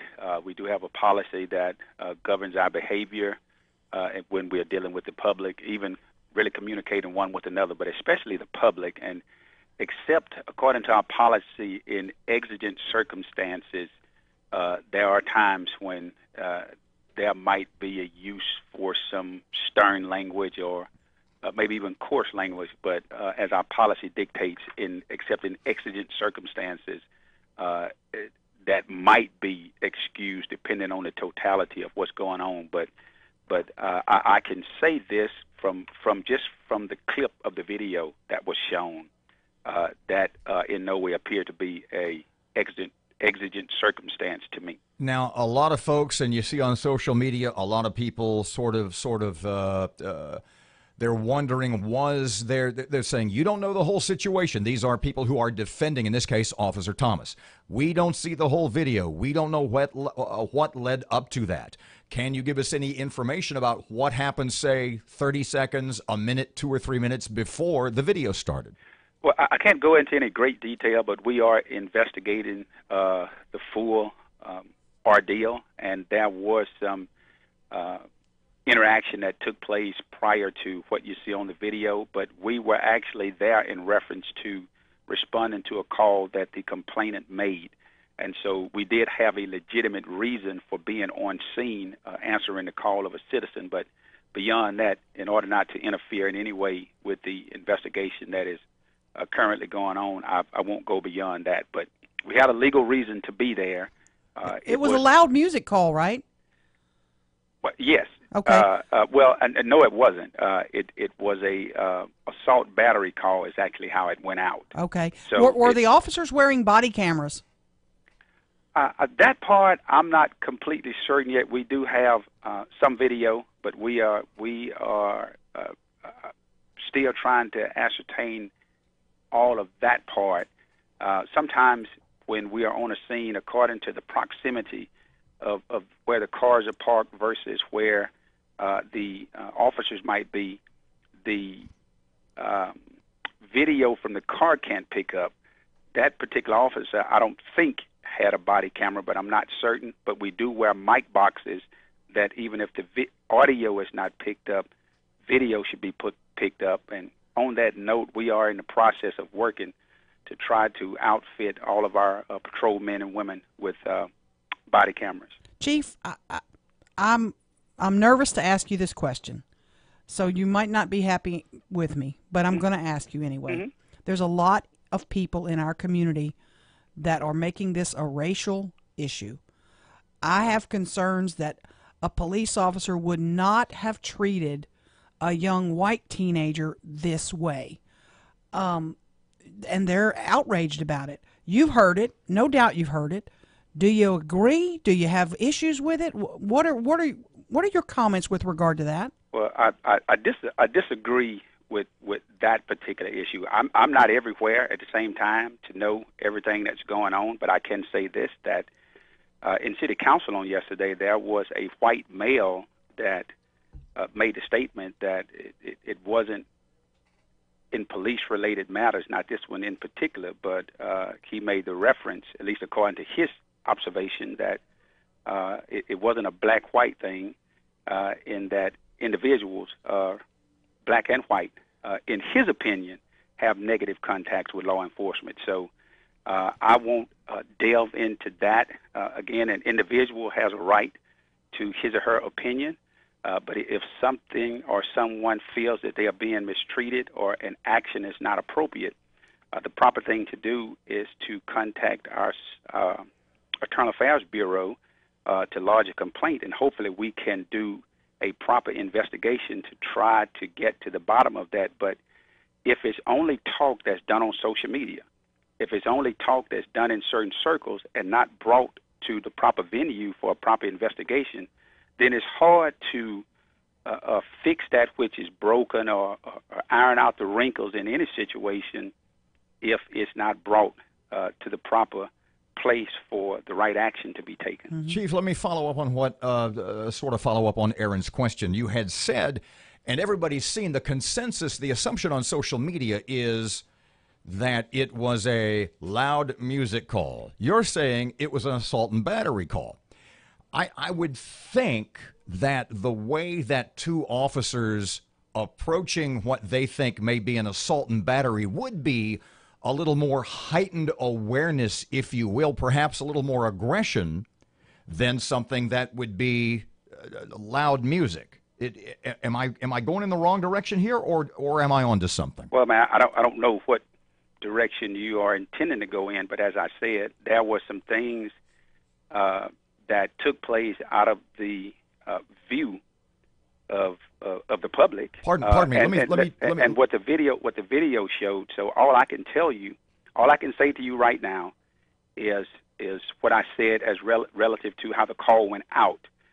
What took place in the house, I cannot speak on that. I can only tell you what the video showed. But what I can say is we are doing a proper investigation, and my hopes is that that investigation will reveal everything that needs to be revealed so that I can make the proper decision in dealing with the matter. That's as much as I can say to you. I guess my point was that two officers answering a call that would involve violence might be a little more, for lack of a better term, heightened, aggressive and or on edge, not the right term, than if it were just something like, "Hey, kid, turn your radio down." Do you see my point? Yes, I see your point, and that is a possibility. But we do train, and we do try to be of the mind frame that even if the call goes out that way, once you get on scene and are able to make an assessment, then hopefully if it's something that could at least allow the heightened awareness to go down, that's the hope and we believe that the professionalism that should be displayed would dictate that. And so, yeah, sometimes it could be in the climate that we're in, and unfortunately, we lost an officer not too long ago, responding to a call, entered into a house, not fully knowing what was there and not fully knowing what the individual in there was capable of doing. So sometimes going into the unknown does heighten your senses, but as you get on a scene and assess the situation, if it's not feasible to remain in that heightened sense, then you need to start coming down so that you can deal and interact with whoever you are responding to in the proper fashion. Could the other officer have done more to diffuse Officer Thomas? What would your advice be to that other officer who was on the scene? Well, sometimes, and it would take some boldness. In my 26 years of being on the police department, when I was on patrol, I have stepped to an officer and got them to back up and calm down when I saw or felt like things may have been going in the wrong direction. So we do, if the situation presents, we do have an opportunity, or we do have the ability to do that. So I can't speak for the individual officer. I can only tell you that I have done that at least a time or two in my career, but that is an option if the situation and circumstances surrounding everything will allow that. I know you have to follow protocol and you're going through the process, but is what's on that video a fireable offense?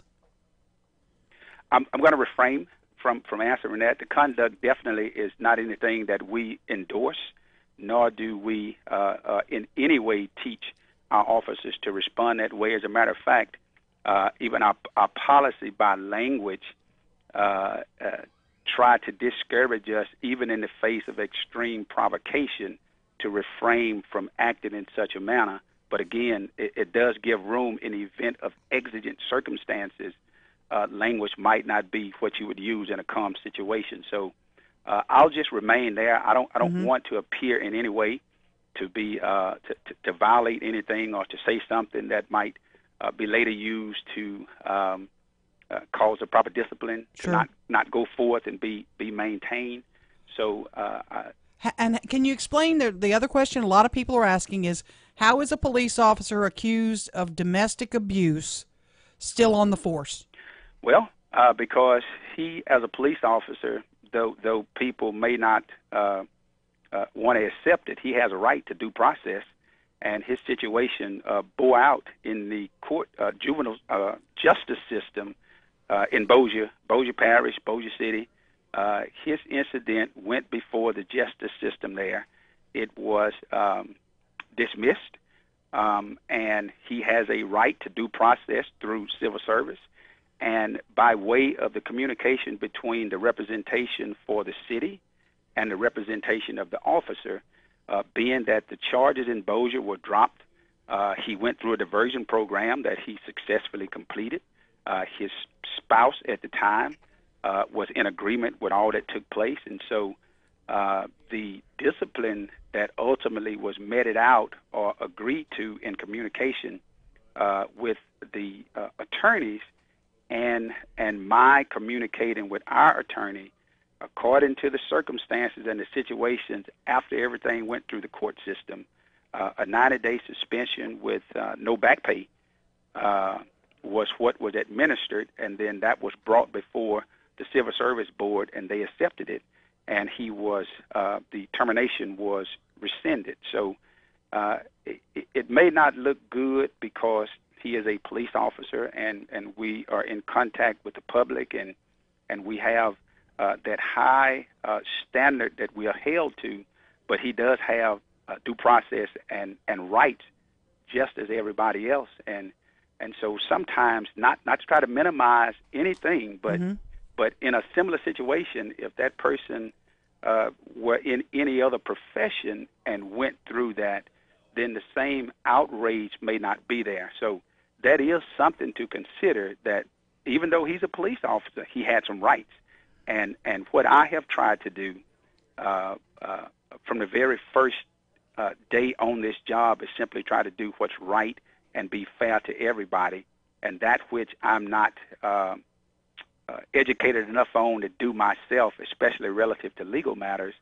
We have attorneys, and I consult them for legal advice and the best direction in things of that nature.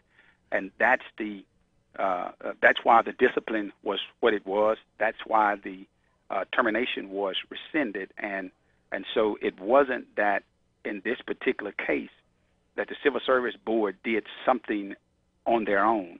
There was a communication between the attorneys, and that was the suitable discipline that was administered, and the termination was rescinded.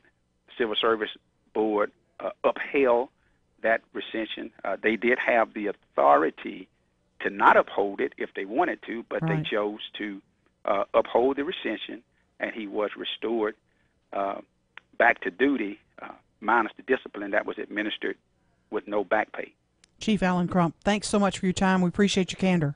You're so very welcome. Thanks. 754, 1017 FM, 710 Keel. Time for traffic. Ruben's here. Still keeping a close eye on that minor accident on East Bergkun's Industrial Loop near Uri Drive. And we have some backed up traffic on I-220 westbound near North Market due to construction. If you have anything to report to us, give us a call at our Planet Fitness traffic hotline. That's 687-ROAD. Your AccuWeather.com forecast. Warm today, partly sunny with a high of 88. Tonight will be mainly clear, low 61. Sunny and warm, high 88 for tomorrow. With your AccuWeather.com forecast, I'm meteorologist Heather Zayer.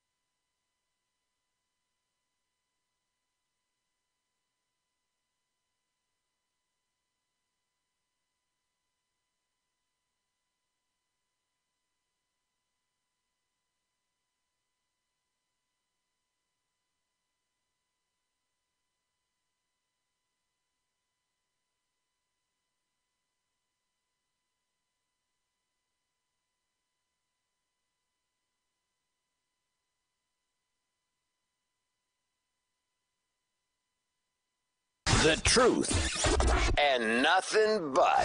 This is the Sean Hannity Morning Minute. It's safe to say Trump derangement syndrome is now reaching new levels. Breitbart reporting a recent spike in support for President Trump has one polling company actually rejecting their own research. You can't make this up. A Reuters poll shows President Trump with 50% support from independents, 80% support from Republicans, 20% support from Democrats. Now, the pollsters inserted a disclaimer about their findings, writing, quote, "Every series of polls has an occasional outlier, and in our opinion, this is one." Yeah, of course, the poll that is favorable to President Trump is an outlier, because the incredible economic numbers, strong foreign policy decisions, and movement with North Korea and Iran, of course, that would never increase the president's poll numbers. Unbelievable. Keeping you on the straight path. Later today, it's the Sean Hannity Show.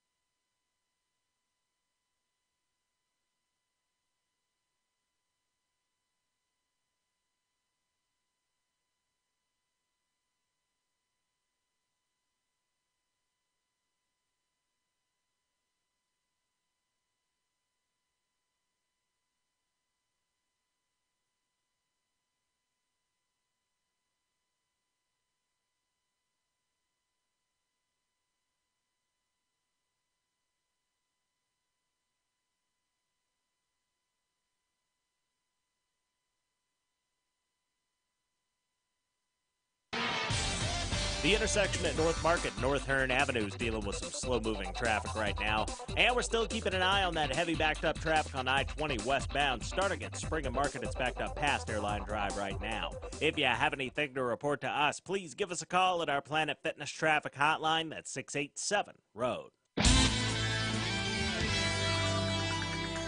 Your AccuWeather.com forecast. Warm today, partly sunny with a high of 88. Tonight will be mainly clear, low 61. Sunny and warm, high 88 for tomorrow.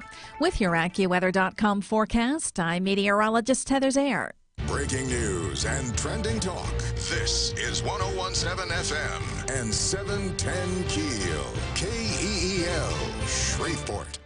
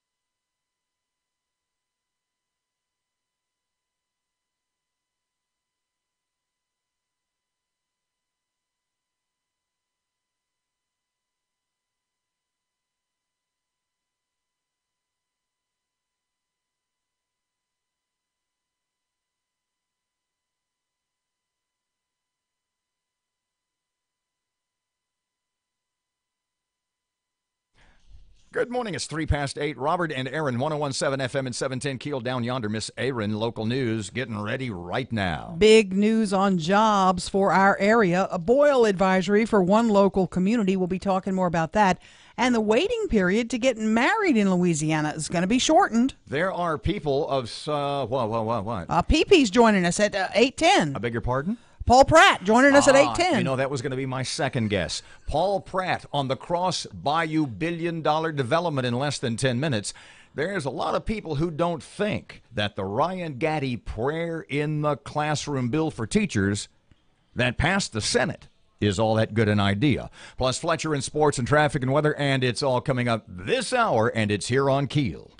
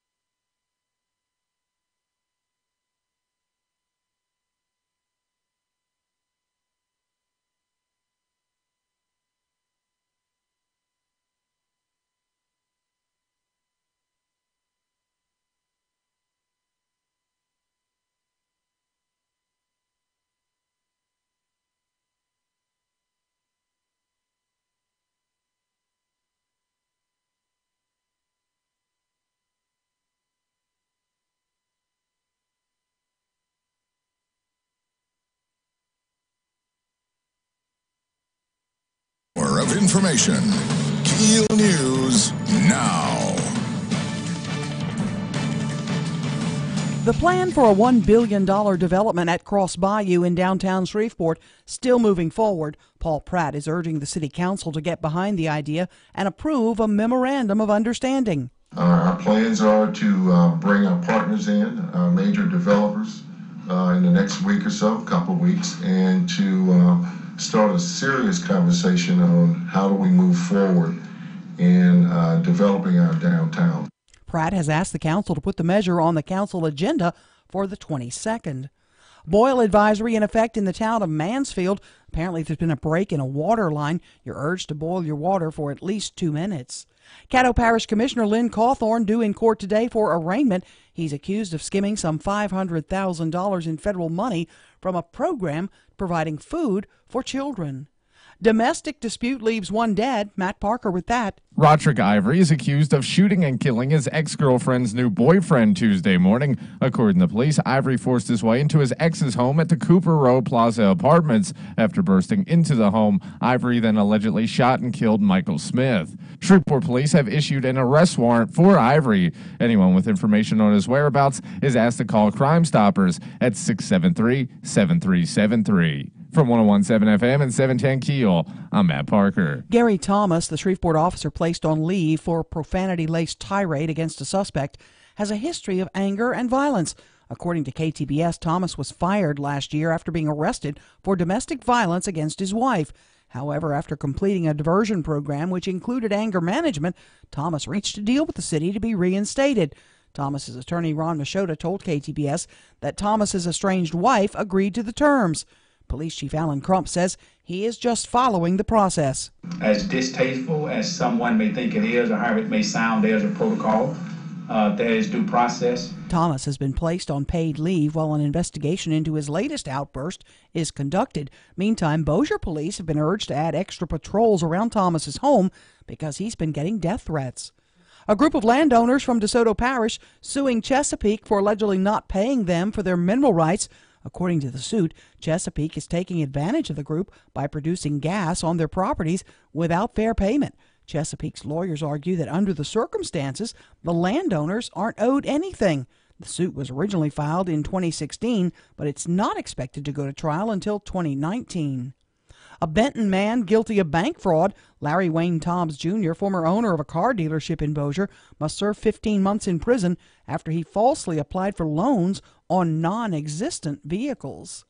Big news for Shreveport. Air cargo carrier Western Global planning to open a maintenance facility at Shreveport Regional Airport to work on its fleet of wide-body jets. Western Global Airlines ultimately will create 170 new direct jobs with an average annual salary of more than $45,200 plus benefits.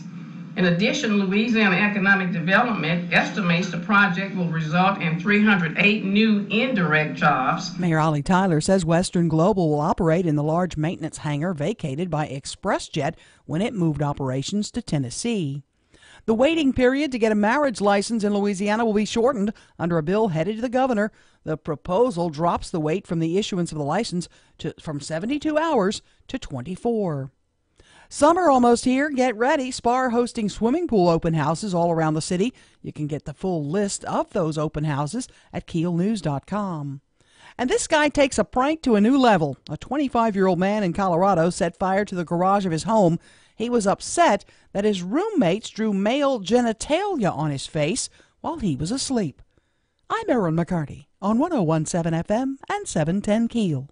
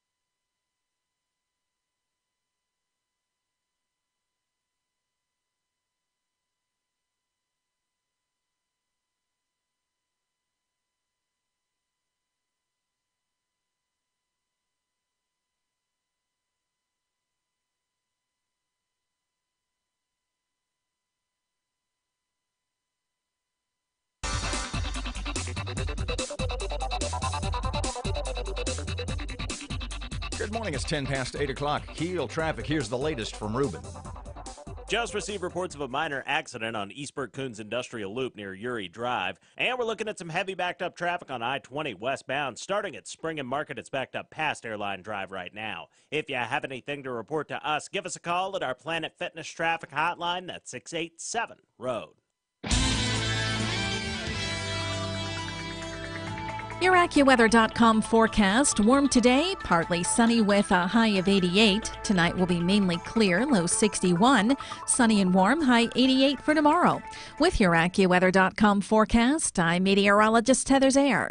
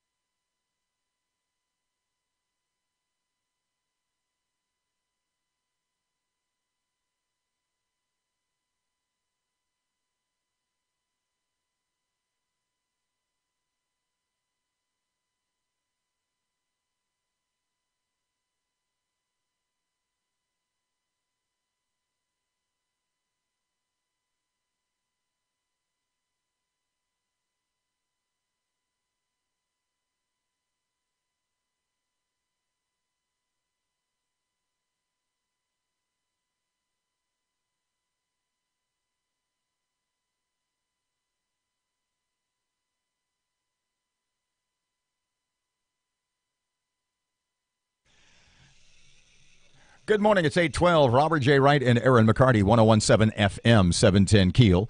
Shreveport Security Systems text line, always 318-392-1884. Joining us for a little bit is Mr. Paul Pratt with Gateway Development Consortium. He is, well, GDC, if you will, is sort of they're the lead dog in the $1 billion 10-year Cross Bayou development proposal. Hey, Mr. Paul, how are you today? Hey, good morning. How are you, Robert? So rather than ask questions, just what's the latest? You're getting ready to go to the city council, I hear. Give us all the info you can give us. Well, on yesterday, the city council voted to add GDC to the agenda for May 21st. And at that time, they're going to hear a presentation not only from the local partners, but from our New York developer, as well as some other partners to try to convince them that this is the right way to go. And on the 22nd of May, that's when they're going to vote to either proceed or to table or whatever they're planning to do. We're seeking a non-binding MOU, memorandum of understanding, just to start the conversation. Yesterday was symbolic, but it was just the beginning of a lot of work that we have to do. So when you go to the city council on the 1 to 10 scale of 10 as telling them and showing them and presenting them everything you possibly could, and where in that scale will this presentation be?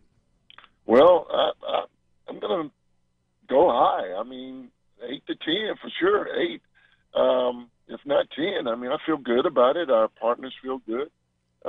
This has been in the planning for a long time. And, I mean, what are the alternatives? No one else is looking to develop Cross Bayou, and I haven't heard of any other major development coming to Shreveport. So what do we have to lose? The only thing we're saying is sign a non-binding MOU. It doesn't hold us to anything other than to sit down and continue these talks. This is nothing new. What we're seeking actually came from the 2030 master plan. And so this is nothing that fell from the sky. This is something that citizens have been talking about for many years. Paul, what have you been doing behind the scenes with regard to planning and securing funding? Well, we can't raise the money until we have a deal. We do have some of the major construction company as well as financial companies throughout this nation that want to be involved in this deal. So we're doing our due diligence. We're trying to get in front of organizations, business and civic organizations, just to show them the presentation, to have buy-in. This doesn't work if the citizens of Shreveport don't want it, number one, and then no investor wants to come in town and have to face the political challenges that are before them. So that's why you have the locals like myself and my other partners.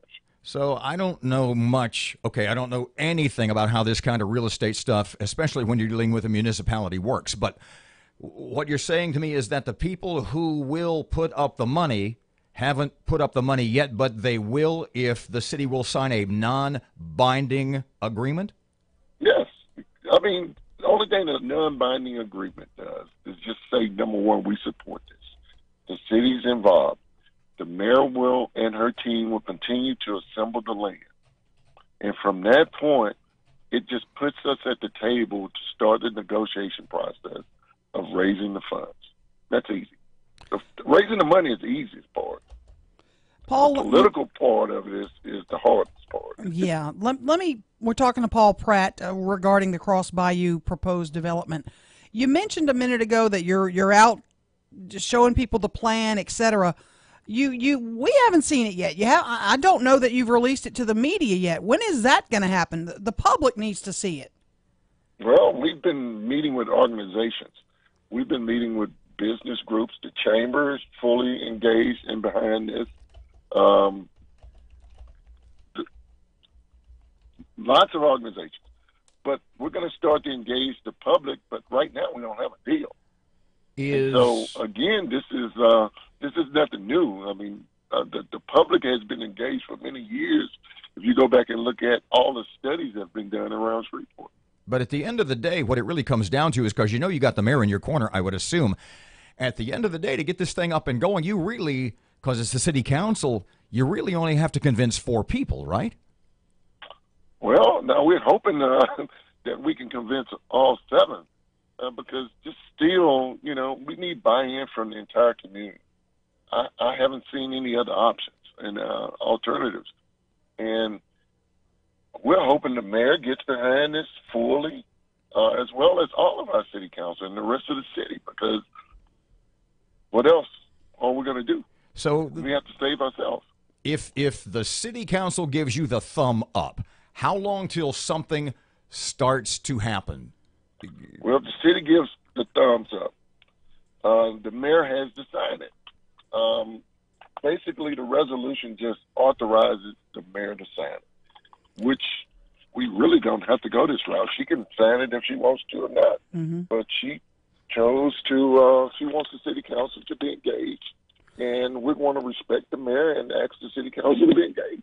Paul, is there public money? Can you rule out public money altogether, or a possible bond issue that would be involved in this? Or on top of that, what do you want from the city? What does GDC right now, need from Shreveport? What we're asking for is the city to continue to assemble the land, and let's sit down and talk. I can't say how much money we're going to ask the public for, if any. The majority of this money would be raised in the private sector. Would it be fair to say that you at least will be asking for the land? I would assume some sort of environmental study, because that hasn't been done, and the infrastructure and roads, etc. That's fair. Paul Pratt, thank you so much for your time. I'm sure we'll be in touch. Will you bring your big shots around when you get them in town in a couple weeks? They'll be here on the 21st. Well, we look forward to having them join us if they can. I hope you'll set some time aside for us. Okay. Thank you, sir. 19 past 8 o'clock, 101.7 FM, 710 KEEL. Here's Ruben. Here's traffic. The intersection at North Market, North Hearn Avenue is dealing with some slow-moving traffic right now. And we're still keeping an eye on that heavy backed-up traffic on I-20 westbound. Starting at Spring and Market, it's backed up past Airline Drive right now. If you have anything to report to us, please give us a call at our Planet Fitness Traffic Hotline. That's 687-ROAD. Your AccuWeather.com forecast. Warm today, partly sunny with a high of 88. Tonight will be mainly clear, low 61. Sunny and warm, high 88 for tomorrow. With your AccuWeather.com forecast, I'm meteorologist Heather Zayer.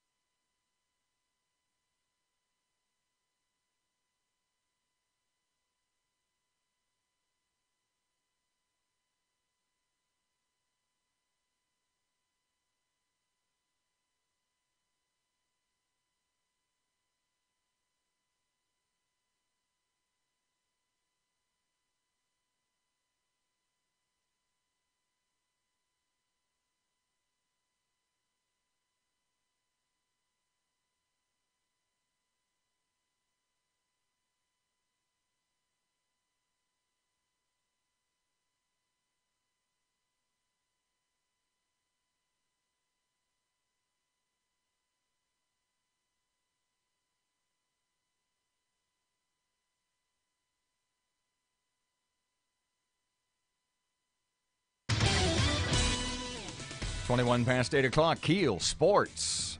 Good morning from the sports desk of 1130 The Tiger. This is Tim Fletcher. Saints running back Mark Ingram has been suspended by the NFL for violating the league's policy on performance-enhancing drugs. The former first-round pick out of Alabama had the best year of his 7 seasons in New Orleans in 2017, rushing for 1,124 yards and 12 touchdowns, snaring 58 passes for an additional 416 yards.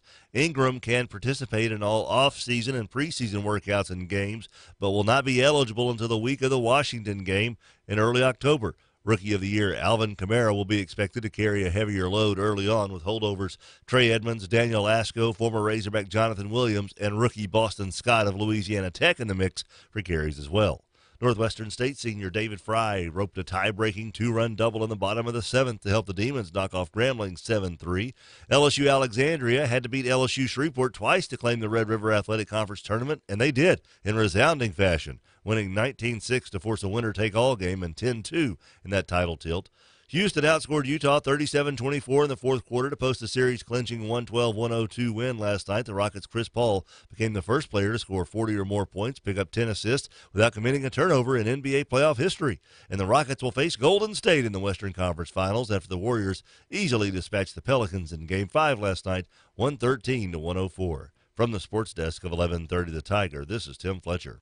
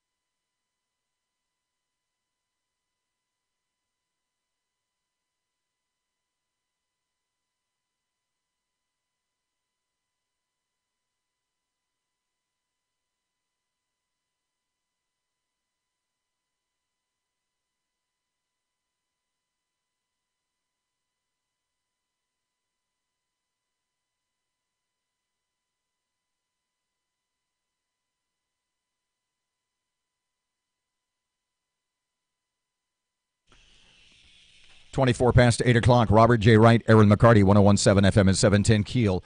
Not to get into the whole thing, just a little tease here. We'll give you the whole story, including both sides, I guess, at the 40 segment in about 20 minutes. Skirmish outside the city council meeting. Hubbub at the end of the Shreveport City Council meeting yesterday. Wait till you hear this story. And we'll see what's up. And we've got both sides. Meanwhile, Congressman Mike Johnson. Now, we have spoken a couple of times to State Senator Ryan Gaddy, and he has its Senate Bill 512, 512. Thank you. And basically, and I think I have the gist of it here. It would allow in schools, teachers in schools in Louisiana to pray with their students in student-led prayer. Let me clarify that.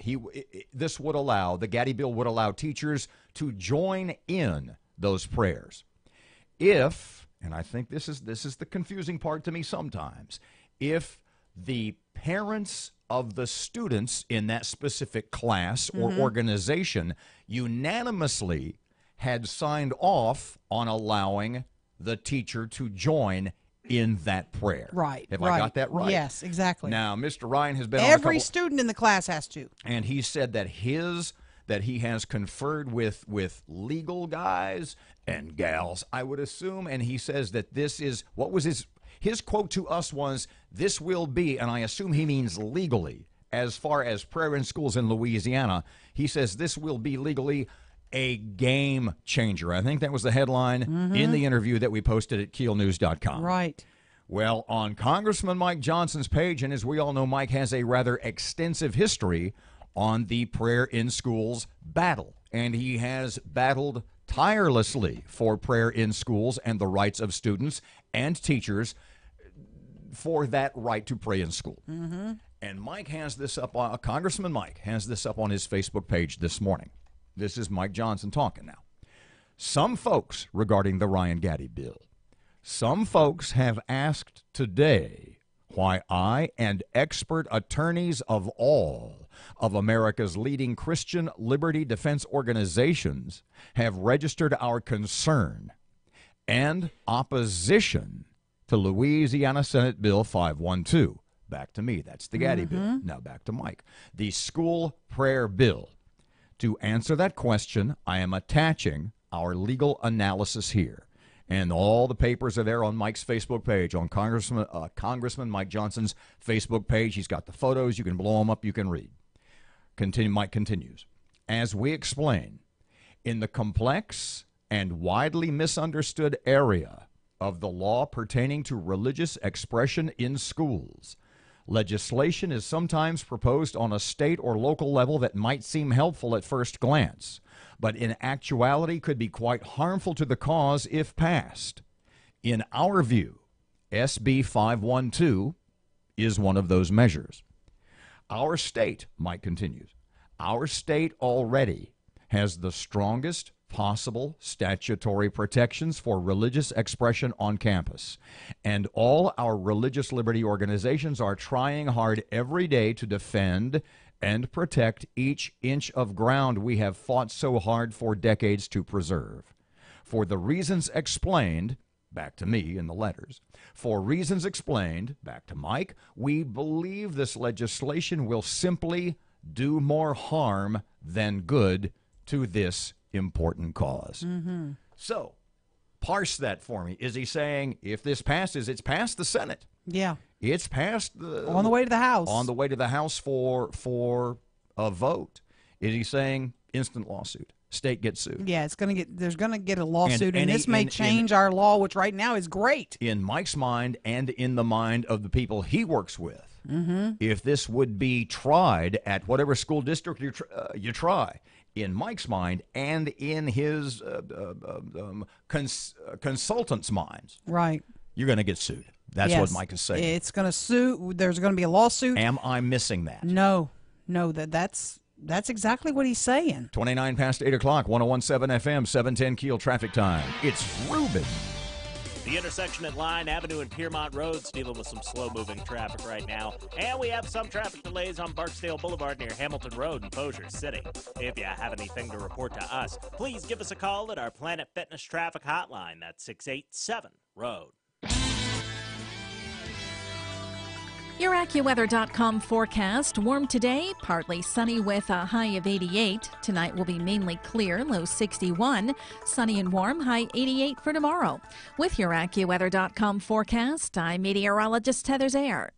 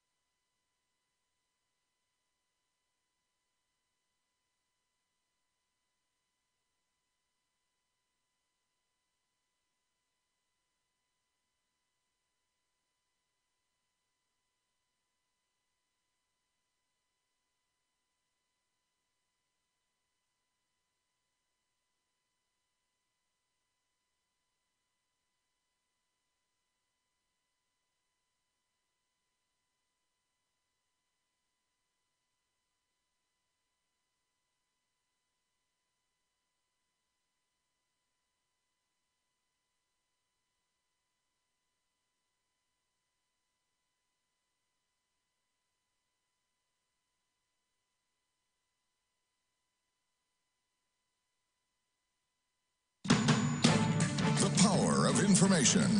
KEEL News now.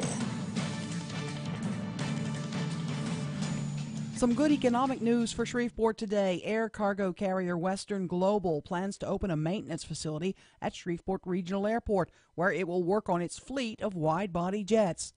The company, which provides service to over 300 airports in 115 nations, selected Shreveport as a conveniently located and well-qualified hub for maintaining its fleet. Western Global will bring 170 jobs to Shreveport, the average salary $45,000. Now, this complex is in the old Express Jet facility. It'll also mean 300 indirect jobs.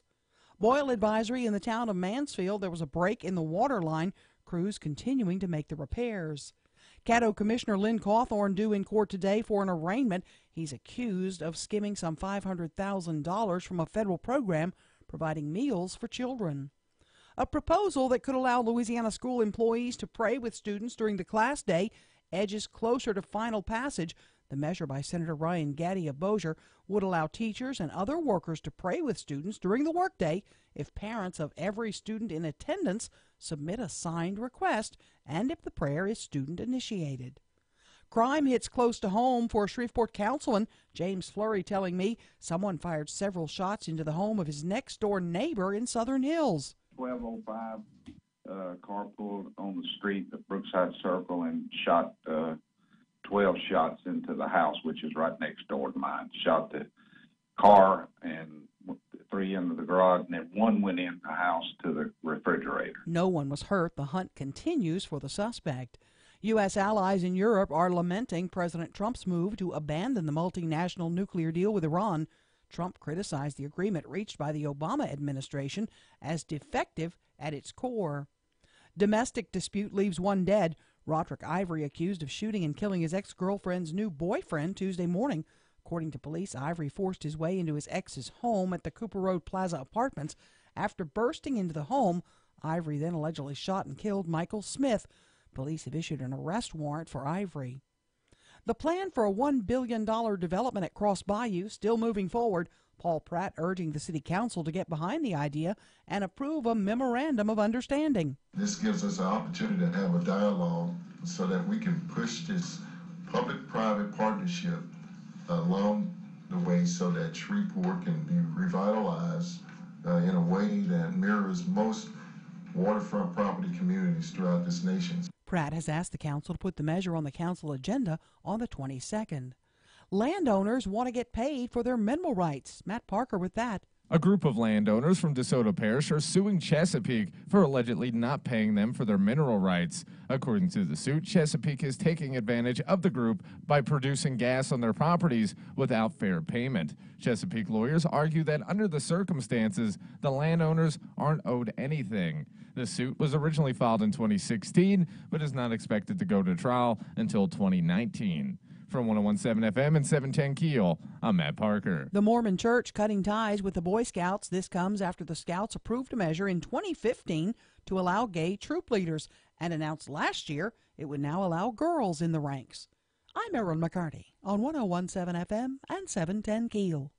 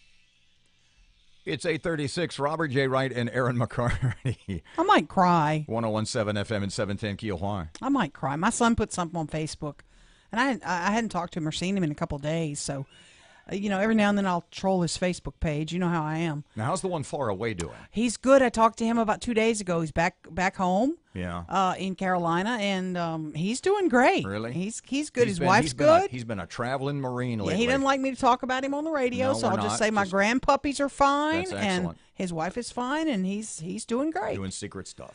This is my oldest son posted on his Facebook page. There's two lines of Marines at a table. Oh, is this and the they're meme? Toasting each other. I yeah. saw this. Go ahead. And this is great. and it says, "Here's to the mothers that raised normal kids," and they're toasting. Then at the bottom it says, "And to the select few that raised Marines.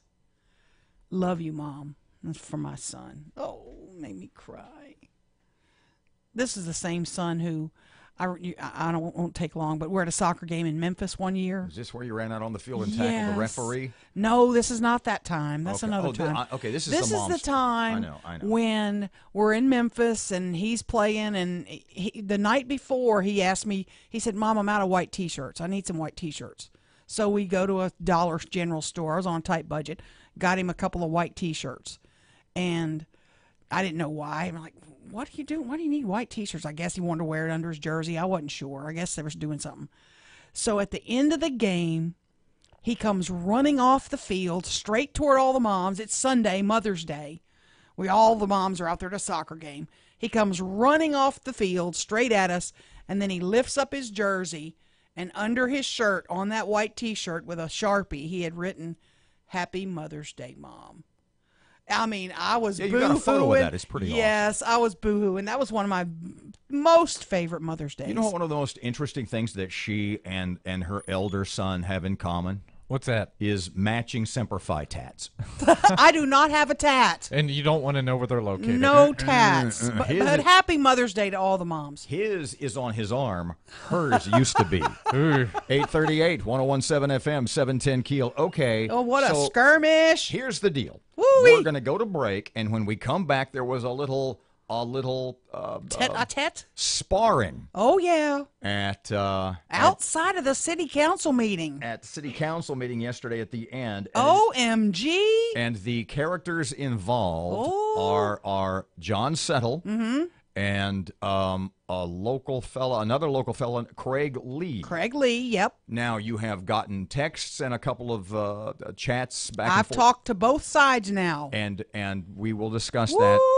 Oh, my goodness. Believe it or not there, Medea, they don't see eye to eye. No, they don't. 8:39, traffic update on Keel. Here's Ruben. The intersection at Line Avenue and Piermont Roads dealing with some slow-moving traffic right now. And we have some traffic delays on Barksdale Boulevard near Hamilton Road in Bossier City. If you have anything to report to us, please give us a call at our Planet Fitness traffic hotline. That's 687-ROAD. Your AccuWeather.com forecast. Warm today, partly sunny with a high of 88. Tonight will be mainly clear, low 61. Sunny and warm, high 88 for tomorrow. With your AccuWeather.com forecast, I'm meteorologist Heather Zayer.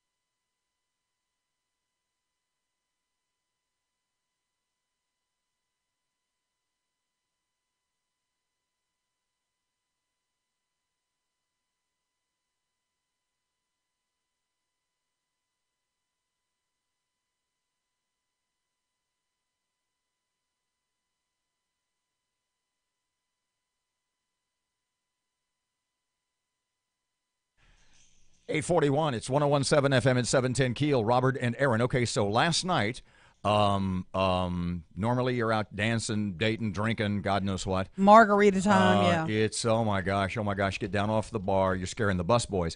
So, but last night, you were at home and you were watching. What channel is this? The city council? It's the public access channel. I'm not sure what it is. The Shreveport City Council meeting. Yeah, watching the city council meeting. There was a lot of juicy things going on in the meeting. Yeah, but we won't worry about that. Toward the end, we'll fast forward toward the end. You take this over. Yeah, OMG. Toward the end, people, just general public, can get up and speak for 3 minutes. They call you up, you speak for 3 minutes. Thank you, your time's up. Now, you move on your way. Strict about that rule? Yes and no. It depends on their mood. I don't know. It depends on, how many people speaking there are. Yeah, is there a long line? Are they worn out? Has it been a long meeting? So there were a couple of people, they wrapped them at 3 minutes, and people went on. Now, you can say, may I have 30 more seconds? And they'll typically give you 30 more seconds. But these people wrapped and went on. Well, Craig Lee got up, and Craig Lee is an African-American. He's an activist. He goes to a lot of the city council meetings, and he speaks on a lot of issues. He was there to support Paul Pratt and was talking about that yesterday. Well, his 3 minutes was up, and John Settle was in the audience, and John is a community watchdog, and he goes to all these meetings. Well, I'm going to preface that by saying he had, prior to the meeting, he told me. Settle, you mean? Yes, he told me he had texted all of the city council members and told them they needed to be fair about the 3-minute rule. Whereas if you shut down some people, you got to shut down them all. And he is making a claim that the city council was shutting down white people and letting African Americans go longer than the 3 minutes. I don't know that to be true. That's Settle's claim. So when Craig Lee, an African American, was speaking, Settle can be heard just barely in the audience saying, time's up, or something like that. At the 3 minute mark. At the 3 minute mark. At which point, Craig turns to him and said, shut up. You hear him very loudly say, shut up, to Settle. And I'm thinking, ooh, this could get interesting. Well, after that, a couple more speakers come up, and you go on your merry way. But Chief Crump gets up, and he's speaking about the situation with the officer on video, so it's very, everybody wants to watch. Well, there's only a couple people left in the meeting, audience members. And all of a sudden, the two people who are left in the meeting quickly turn and look toward the back of the room. Like something's going on. Something's up. Yeah. At a moment, the chief turns toward the back of the room while he's speaking, like, what's going on back there? So I'm thinking something's happened outside, and I need to find out. Well, I knew John Settle was in the room. I had his number. And he was gone from the meeting when this happened, so I'm thinking he's right outside. He must have seen it. So I texted him, and I said, what happened out in the lobby? Was there some sort of skirmish? Because I could tell something happened. And he said, how'd you know? And I told him kind of what I told you. And he goes, so I said, what happened? And he told me, he said, Craig Lee slammed me into an elevator. Slammed me up against an elevator. And I said, well, the guy he called who told him to shut up. Okay. And he said, and we were escorted to our cars by deputies. And he said, and I'm thinking about filing charges against him or something to that effect. I said, was anyone arrested or charged at that point? And he said, no, not to his knowledge. But he was walked to his car by a deputy. Craig Lee had gone into the restroom, but he assumed he was walked to his car as well by a deputy. So you got a text, or? And then John texted me, and I asked who started it, how did this all get started? And Settle, let me get to the right text, because I've got so many texts this morning regarding this. Now let's set the stage here. Craig Lee is about 50 years old. He's 50. He'll be 51 this year. John Settle is a little bit older than me. He's 67. Yeah. In that range. I have formally issued a public records request, FYI, to the sheriff's office, which handles security. Because you want the vid. Because I want the video from out there in the lobby, because they have cameras everywhere. You texted John. John and I were texting, and then he said, I do not know if I touched Craig first. So you had asked who? Yeah, how did this all start? Right. He said, I do not know if I touched Craig first. If I did, he's legally entitled to push me back. but not the second time when he threw me into the elevator doors. I will pursue one way or the other. And if the council does not enforce the 3-minute rule uniformly, I will sue. So, I've just got off the phone. You heard my conversation It was during with Craig Lee. during one of the commercial breaks, and you were writing like a stenographer on meth. Craig had some really harsh words to say for Mr. Settle. Read us your notes. Well, can I read them all? He calls him a white supremacist, a prima donna. He says he has no business doing some of the things he does. He thinks he can do anything he wants at City Hall and get away with it. He said, I was walking back into the chamber with another gentleman, and Settle made some comments to me out there in the lobby, and then put his finger in my chest, like poking me in the chest. Like, you can't go over your 3 minutes. So basically, according to Mr. Lee, that Settle touched him Mr. first. Settle tapped him on the lapel. Yes. Previously, Mr. Settle had said to you, I don't remember what happened, but if I touched him first. And then he said he pushed him away, pushed him, I guess, up against the elevator. It's Craig talking now. And he said, don't ever touch me again. And Craig did tell me he was walked to his car, by deputies out of the building. But, he said he expects, he said John is very litigious, and he expects him to try to do something with regard to this. But he said there are witnesses. There is going to be video of Settle touching him first. So I just, it's just kind of nutty when you think, are we in Mayberry? What did Matt say? It's like a couple of guys on the playground, like a couple of kids on the playground. Watching the reaction in the chamber, yes, I thought there was fisticuffs. I thought there was a throwdown out there. If I touched him first. Yeah, if I touched him first. But it was almost a half hour ago. It's a little fuzzy. So I have spoken to the Sheriff Prater, and I have issued a formal public records request for the video. And we'll see what it shows. And which of the two calls you back next? Oh, yeah. 848, 1017 FM, 710 KEEL. Your Money Now, traffic and weather updates all on the way. Coming up on KEEL.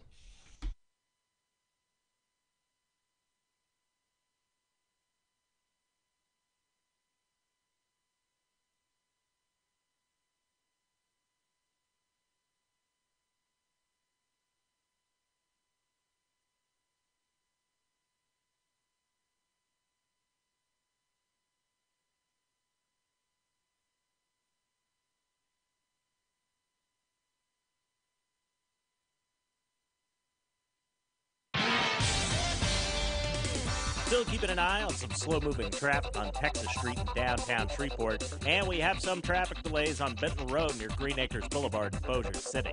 If you have anything to report to us, please give us a call at our Planet Fitness traffic hotline. That's 687-ROAD.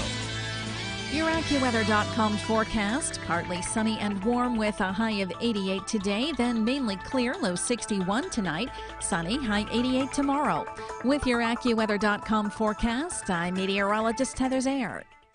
The stories you want to know about. We've got breaking news and trending talk right here on 1017 FM and 710 KEEL.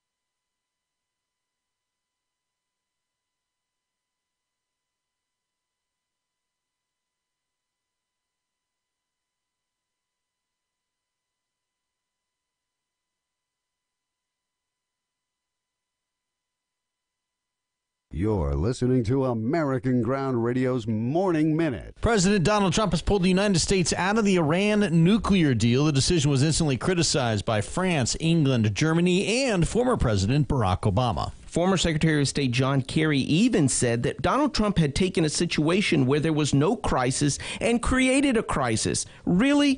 I am reminded of that expression, Nero fiddled while Rome burned. It comes to mind because of the obliviousness of these leaders who don't see the most pressing threats facing our country. And not only did Nero fiddle while his people suffered, he was a poor leader in a time of crisis as well. Donald Trump is simply renegotiating the Iran deal. He has just reshuffled the deck. American Ground Radio, where building a better America begins with building a better us. Return each weeknight from 6 to 7 p.m. with Louis R. Avalone and Stephen Parr on 101.7 FM and 710 KEEL and streaming live at KEELnews.com. Yo, Robert J. Wright and Erin McCarty here again for Twin City Appliance. Online details at twincityappliance.com. So the guy came back, and his name is... Colton is my guy. Colton is your specific, because each Twin City Appliance repair person works a specific area. Mm-hmm. So you get to know your guy. You Yes. get to know who's going to show up. There's no concern about getting to know somebody or well, you go ahead. Or his particulars. You know how he works. You know how long he is, how fast he is, how quick he's going to take care of your problem. And they have taken care of my refrigerator problem. I have now got ice. I've got fresh water coming out of the juicy thing. And my dog is in love with Colton. Everything is good. She's refreezing the meat. Not the best idea, but let's not tell her. If you've got an appliance on the blink from the top dollar line to the junker you got from Grandma, I got. yeah, you can get it fixed with Twin City Appliance. Junker you got from Grandma. A lot of people get their fridge from Grandma. You can tell me, and mine was born in 1889. Give Twin City Appliance a call today, 318-688-0253, or check them out online, twincityappliance.com.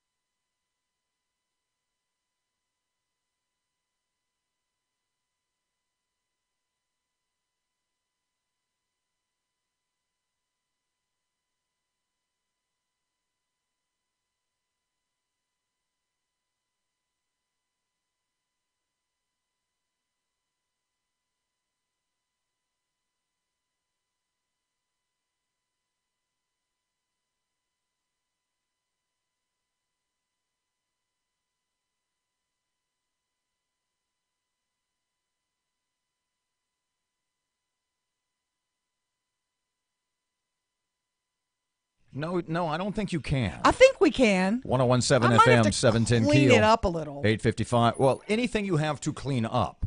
When you tell the story that you have to clean up, invariably turns out worse. Yeah, you're You are the right. toxic waste side of jokes. Uh-huh. I mean, it's just a bad idea. I'm trying to tell you a joke. I'm going to have to work on it for tomorrow. So I didn't know this. What's the name of the book you're reading? It's something stolen election or stolen what's it time. about? It is about the election of John Bell Edwards, his rise to power, and how he beat David Vitter. Stolen election. No, I don't think that's not the name of it. I forget. Ryan Gaddy gave it to me, and it's really got lots of great stories and anecdotes. And one of the things I didn't know, and there's a lot of old Edwin Edwards stuff in there. Mm-hmm. And what I did not know is what you just told me off the radio. True story. That when he was not working, quote unquote, when he was not wearing a suit or a tie or whatever, that the former governor's... He wore those one-piece jumpsuits. Really? And when I had lunch with him... Like my grandfather used to. Like $4.99. When I had lunch with him that one day, Edwin- he was wearing a red one. What? It's a red onesie. So he's in a onesie. Mm-hmm. Wow. At lunch, there's all these mayors from all these small towns, and the governor's in a onesie. So the point is, did you make fun of him for wearing a onesie that day No, that you were... I was 16. I was nervous. Why do you make fun of me for wearing mine? Back tomorrow morning, 6 till 9. Robert J. Wright, Erin McCarty, 101.7 FM, 710 KEEL. Got to be really careful if you're changing a light bulb. 2, 3, 4. Here's Kim Commando. If you think you're getting more robocalls lately, you're right. Last month alone, Americans received 3,400,000,000 unwanted automated phone calls. Kim Commando with your Wednesday Consumer Tech Update. Landline or wireless, over the last year, robocalls are up by 900 million each and every month. A federal court struck down the legal definition of auto dialers, and the floodgates opened. The do not call list, it's worthless. So it's up to the FCC to come up with new laws. Until they get their arms around this, here's what we're stuck with. Robocalls are routed through multiple carriers and networks. It's impossible to track down where they're coming from or who's behind them. Not only that, they're getting hard to ignore. The latest scam is called neighborhood spoofing. Robocallers use local numbers with your 3-digit prefix to make it look like it could be someone you know. The best advice for now, if you don't recognize the number, don't answer. Let it ring. If it's important, they'll leave a message. I'm Kim Commando. If you have a favorite car or truck that you've driven for years, one you just want to keep going, let me introduce you to a new product called Tribotex. We've all heard claims of miracle auto products that boost mileage, make your engine run better, and last longer. For lots of reasons, they never live up to the hype. But now, there's Tribotex, a breakthrough reverse wear product made with something called anisotropic nanoparticles. Tribotex nanoparticles bond to your engine surfaces. They increase compression, engine noise is reduced, horsepower increases, and fuel economy rises in engines with more than 130,000 miles. Tribotex nanoparticles literally repair engine wear in as little as 15 minutes after application. It was developed by U.S. academia and supported by our federal government. You don't need a mechanic because it's easier than adding a quart of oil. Tribotex works in most types of engines. Tribotex.com. Tribotex.com.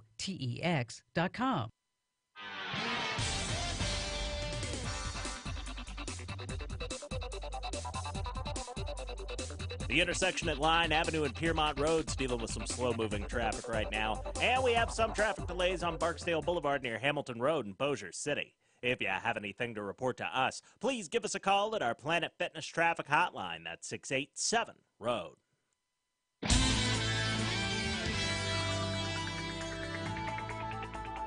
Your AccuWeather.com forecast. Warm today, partly sunny with a high of 88. Tonight will be mainly clear, low 61. Sunny and warm, high 88 for tomorrow. With your AccuWeather.com forecast, I'm meteorologist Heather Zayer.